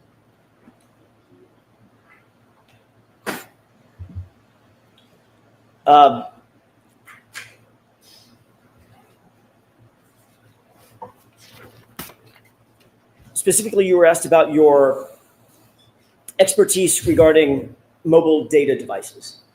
Mobile devices and their data, correct? Yes. And were you being truthful when you indicated that you were not an expert in Yes. that field? Were you being truthful when you indicated that you have a certain expertise in EDR data? Yes. Were you being truthful when you indicated that you did review Mr. Burgess's data and Mr. Welcher's data as reflected in their reports and PowerPoints? Yes. Were you being truthful about your credentials? Yes. Have you ever lied about your credentials? No. You hold a bachelor's degree Yes. and you hold a master's degree. I do. You ever lied to anybody about that? No.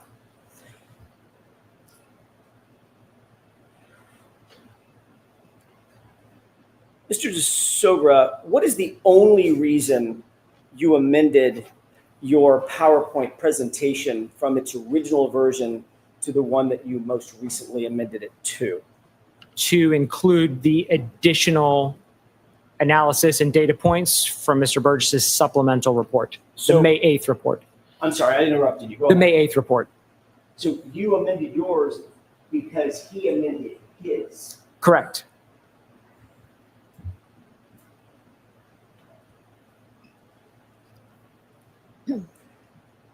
You were asked just a second ago about all the tech stream events that you noted on Ms. Reed's SUV, correct?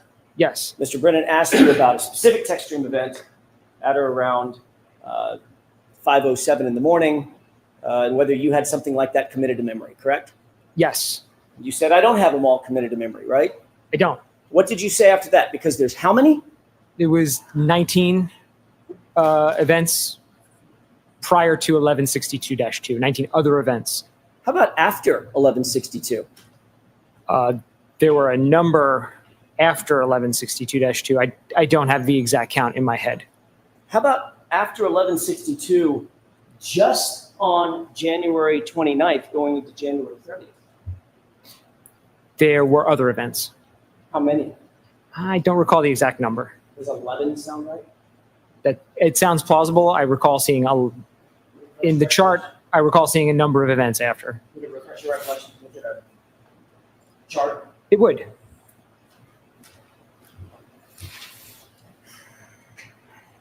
Thank you.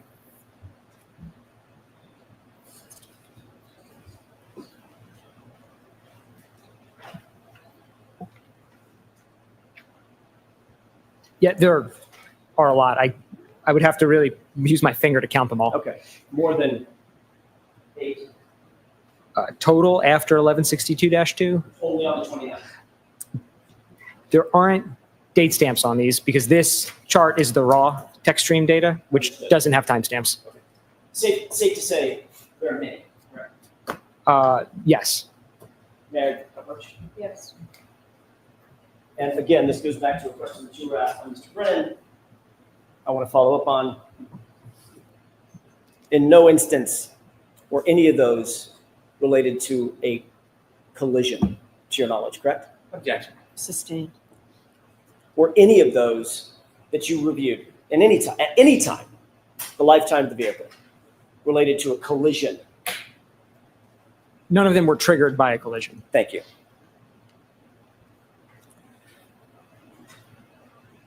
I want to ask you a hypothetical, if I could, based on questioning by Mr. Brennan surrounding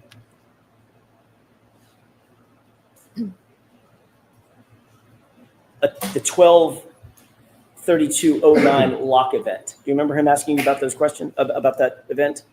Yes.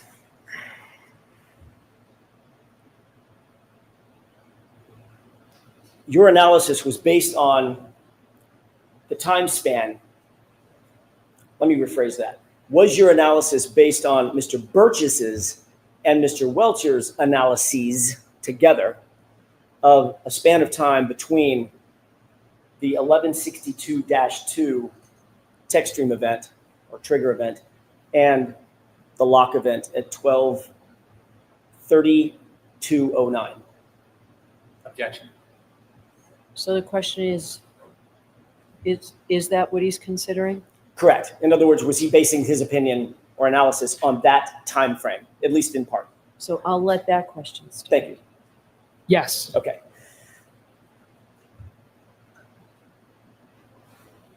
If you were told that there was another interaction phone event on John O'Keefe's phone at 12/32/16 in the form of steps taken, 36 steps over the course of 83 feet, would that change your analysis or opinion in any way?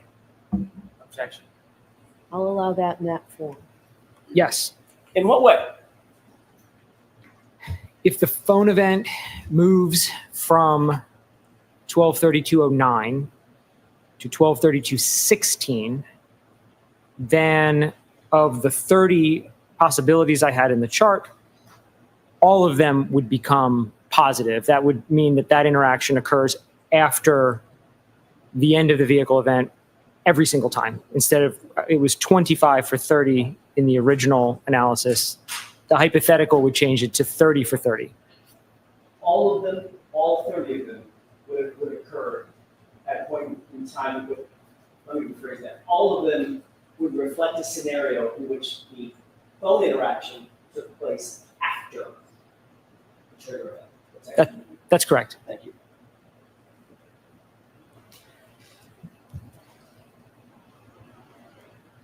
If you were told, to give you another hypothetical, if you were told that there was a Doppler state event on the phone, pocket state event on the phone at 12/33/14,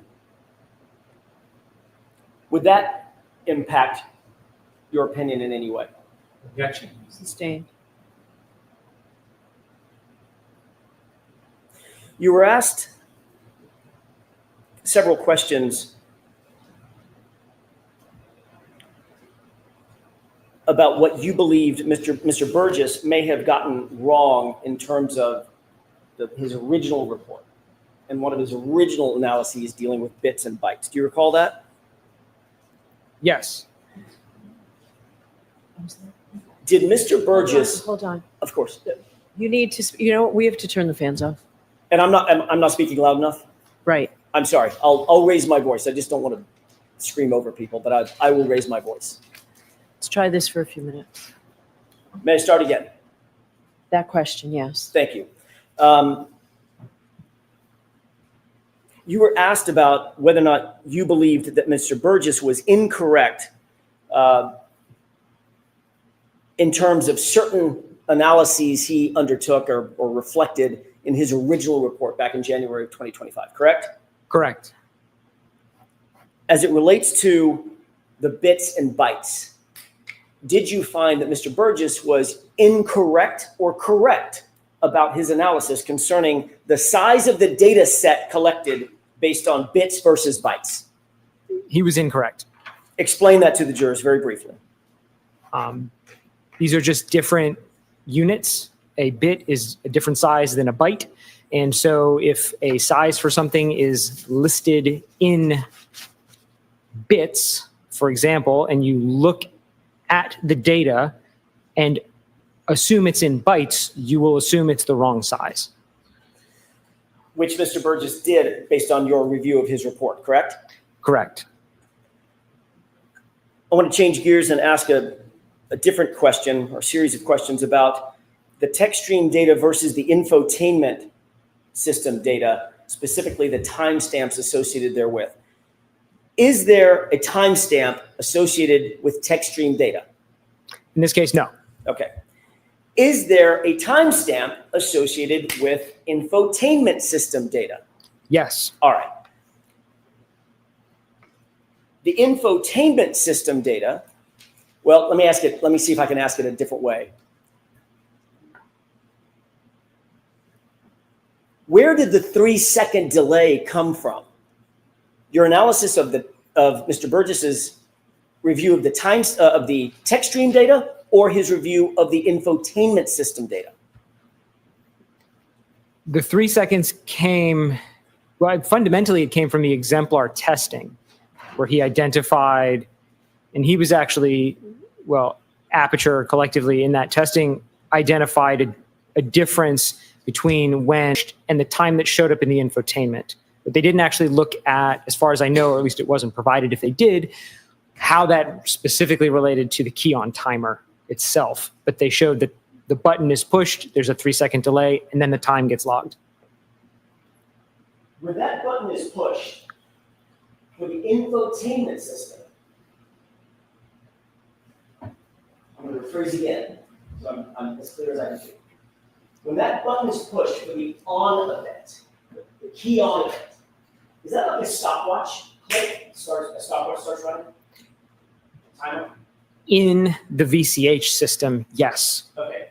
Separate and apart from the VCH system, is there an infotainment system that also has a timer or a clock on it? As a clock, Are those two things independent of one another? completely independent. What were you doing with regard to the 3-second delay as it relates to the key on event and the infotainment system event to marry those two things together? Right. I'm making the adjustment, or proposing that adjustment can be made, because the key on timer is going to start generally as soon as the vehicle powers on. But the infotainment, when you go and download the data, it will say, hey, I think I powered on at this time, and it turns out that time is actually 3 seconds off. So if you're going to then apply the infotainment time anywhere else to VCH data, you've got to realign the two. And that's where the 3 seconds comes from, is these are independent data sources. Did Mr. Burgess, to your review of his, insofar as your review of his analysis, his report is concerned, did he align the two vis-a-vis the 3-second delay? No, he did not. Thank you.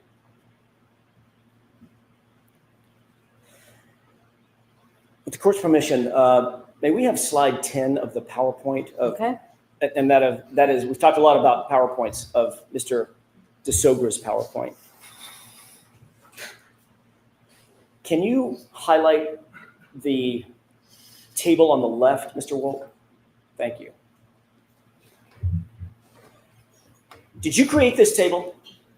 No, Was this table, I don't know if you call it cut and paste or if there's some better engineering term for it, was it basically pulled from Mr. Burgess's report? it was. It was Did you type- it was a screenshot. Thank you, screenshot. Did you type a single word on this?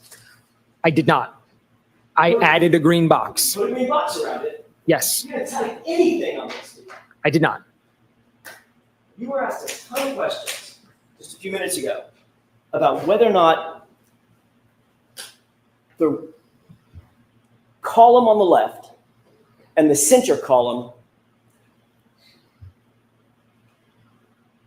were reflective of an infotainment timestamp versus an iPhone to iPhone timestamp, correct? That's right.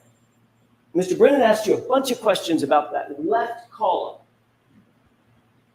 being an iPhone timestamp, at least the top 5 rows of it. 1, 2, 3, 4, 5 rows.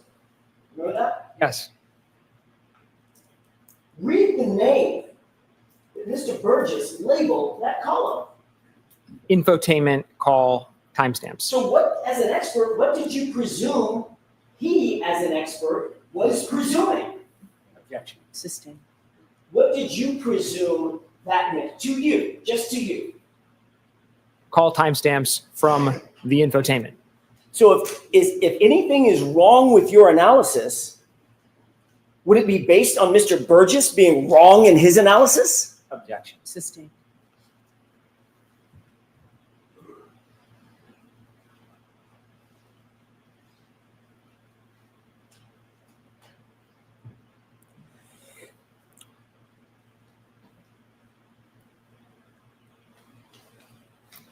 May I have just a moment, Your Honor? Sure. Do you need the light on? I don't.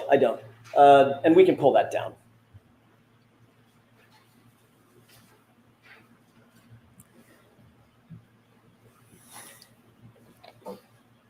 What was your entire analysis predicated on? What was it based on? The foundation of it, as you explained your analysis to Mr. during the course of the day. The testing by Aperture and the collective reports and PowerPoint presentations by Aperture. That would be an initial report by Mr. Burgess, an initial PowerPoint by Dr. Welcher, and a supplemental report by Mr. Burgess. Did you change any of their data?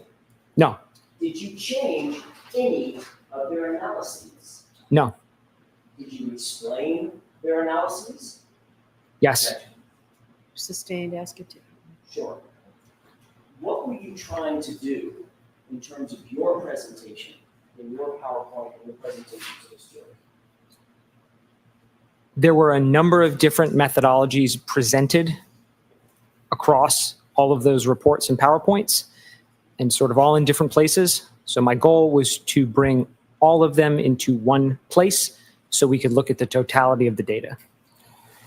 You were asked whether the genesis of your analysis relies on knowing the source of the calls, correct? You remember being asked that by Mr. Brennan? Yes, The actual genesis of your entire opinion is based on Mr. Burgess's and Mr. Welcher's analyses, correct? that's correct. You were also asked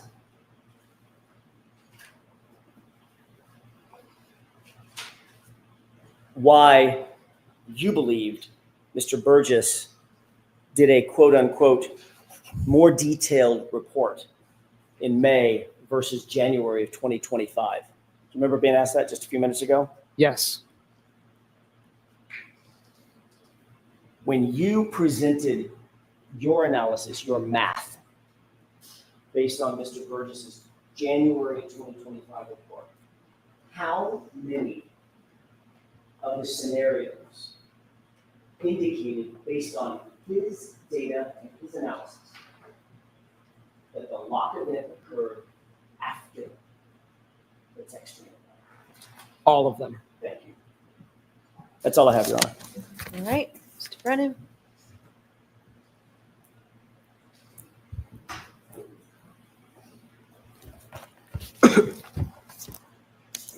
So, Mr. DeSorga, this demonstrates the danger or the difficulty. Hold on. This is a speech, Start, not a question. start the It's question cross-examination. differently. It is, it has to be a question. Start. Go ahead, Mr. Brennan. This demonstrates the difficulty in giving opinions when you don't actually study the data itself. Isn't that fair to say? What are you referring to with this? Well, you're giving opinions, but you can't verify any of the data because you're not relying on your study of the data, are you? I'm relying on expert reports.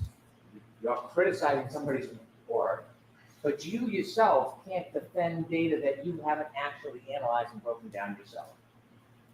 I don't think that's true. When you're looking at, turn on 10, please. When you're looking at someone's report, you're guessing as to what they thought or presumed. if you haven't spoken to them. Fair?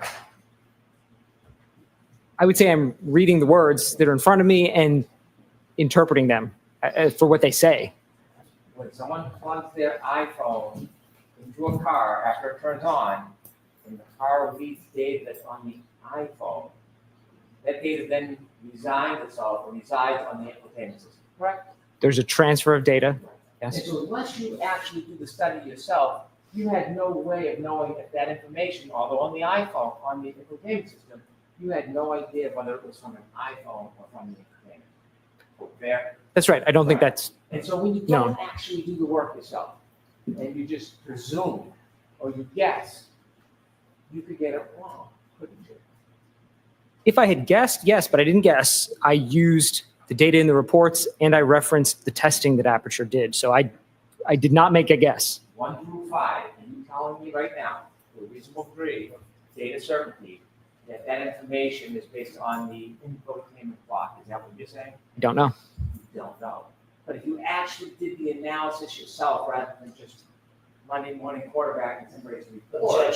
So I'm going to strike it, ask it differently, If Mr. you Moore. actually did the analysis yourself, you wouldn't have to make a presumption that it would be wrong, correct? I don't think the analysis was possible in this case because the testing wasn't done in this case. You don't know if the testing was done or not. You didn't do the testing. So I need to hear the question. You don't know if the testing was done or not, do you? I know it's in the reports. The testing wasn't in the reports.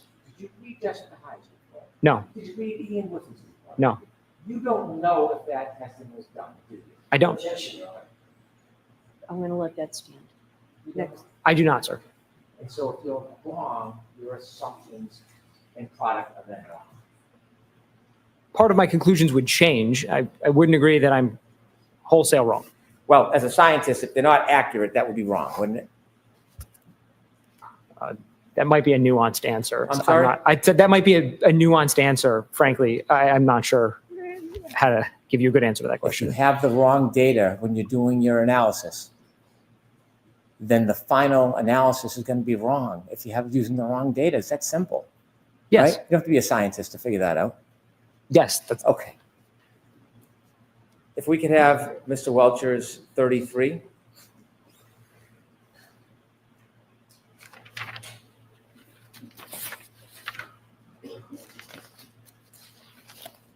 If you could open that up, please. You were asked about whether the window is within the time frame of 12/32/09, the last user interaction with the phone. When you look at this data, could you go to the top, please? You see on vehicle speed, the car is moving. You see that? Could you enlarge that a little bit, please? The beginning of that data capture, the car's already moving, correct? I see vehicle speeds, right, in those first couple of lines. Yes. Yes? Yes, I see Yes. vehicle speed. If you go to the bottom, at the end, the car is still moving. Yes? I see vehicle speeds there as well. 2361. That would indicate, in your experience with text stream data, the car is still moving. Yes? At the end of the record, there is a vehicle speed, the car is moving. That would be my assumption. Okay. And so when you're making your conclusions that something's with or without, you're simply talking about the time of the 10 seconds of data. Yes?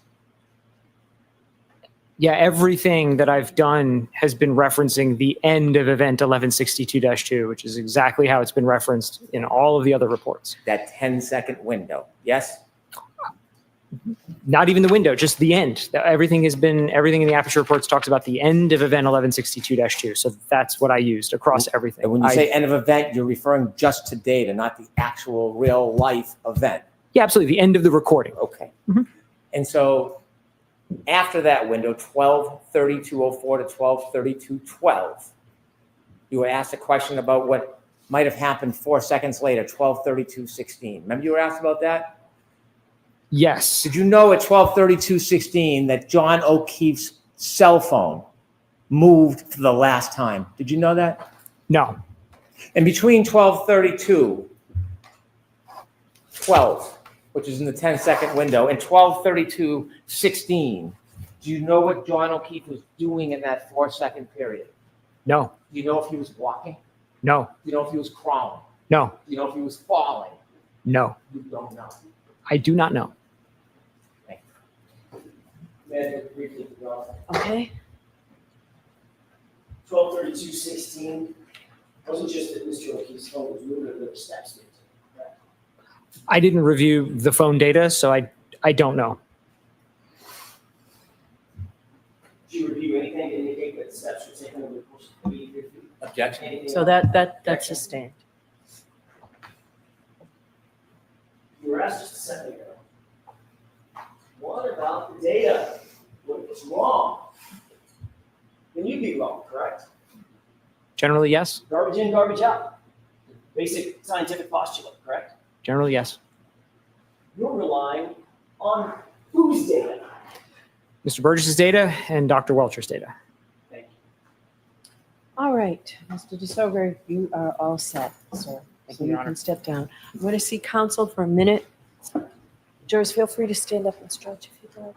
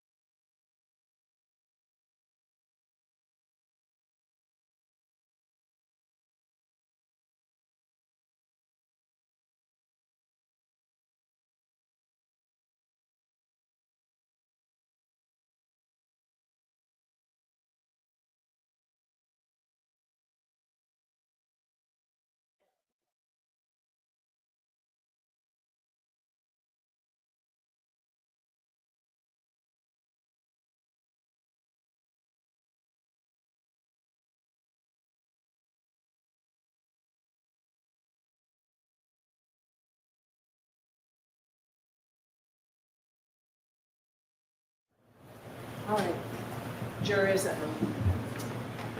we did that to have me decide whether I'm going to let you go home now or not, and I'm going to let you go home. So that 5 minutes that just took means that you get to go home, because we know we'll be longer, and we don't want to do this to you, okay? So we'll break for the day. I have to give you those same cautions. Please do not discuss this case with anyone. Don't do any independent research or investigation into this case. If you happen to see, hear, or read anything about the case, please disregard it and let us know. Additional caution, please be very careful. Continue to be careful with your social media use. We will see you Monday. Monday will be a full day. And we'll start right around 9 on Monday morning. So we'll see you then. Have a great week. Please rise for the jury. Chrissy?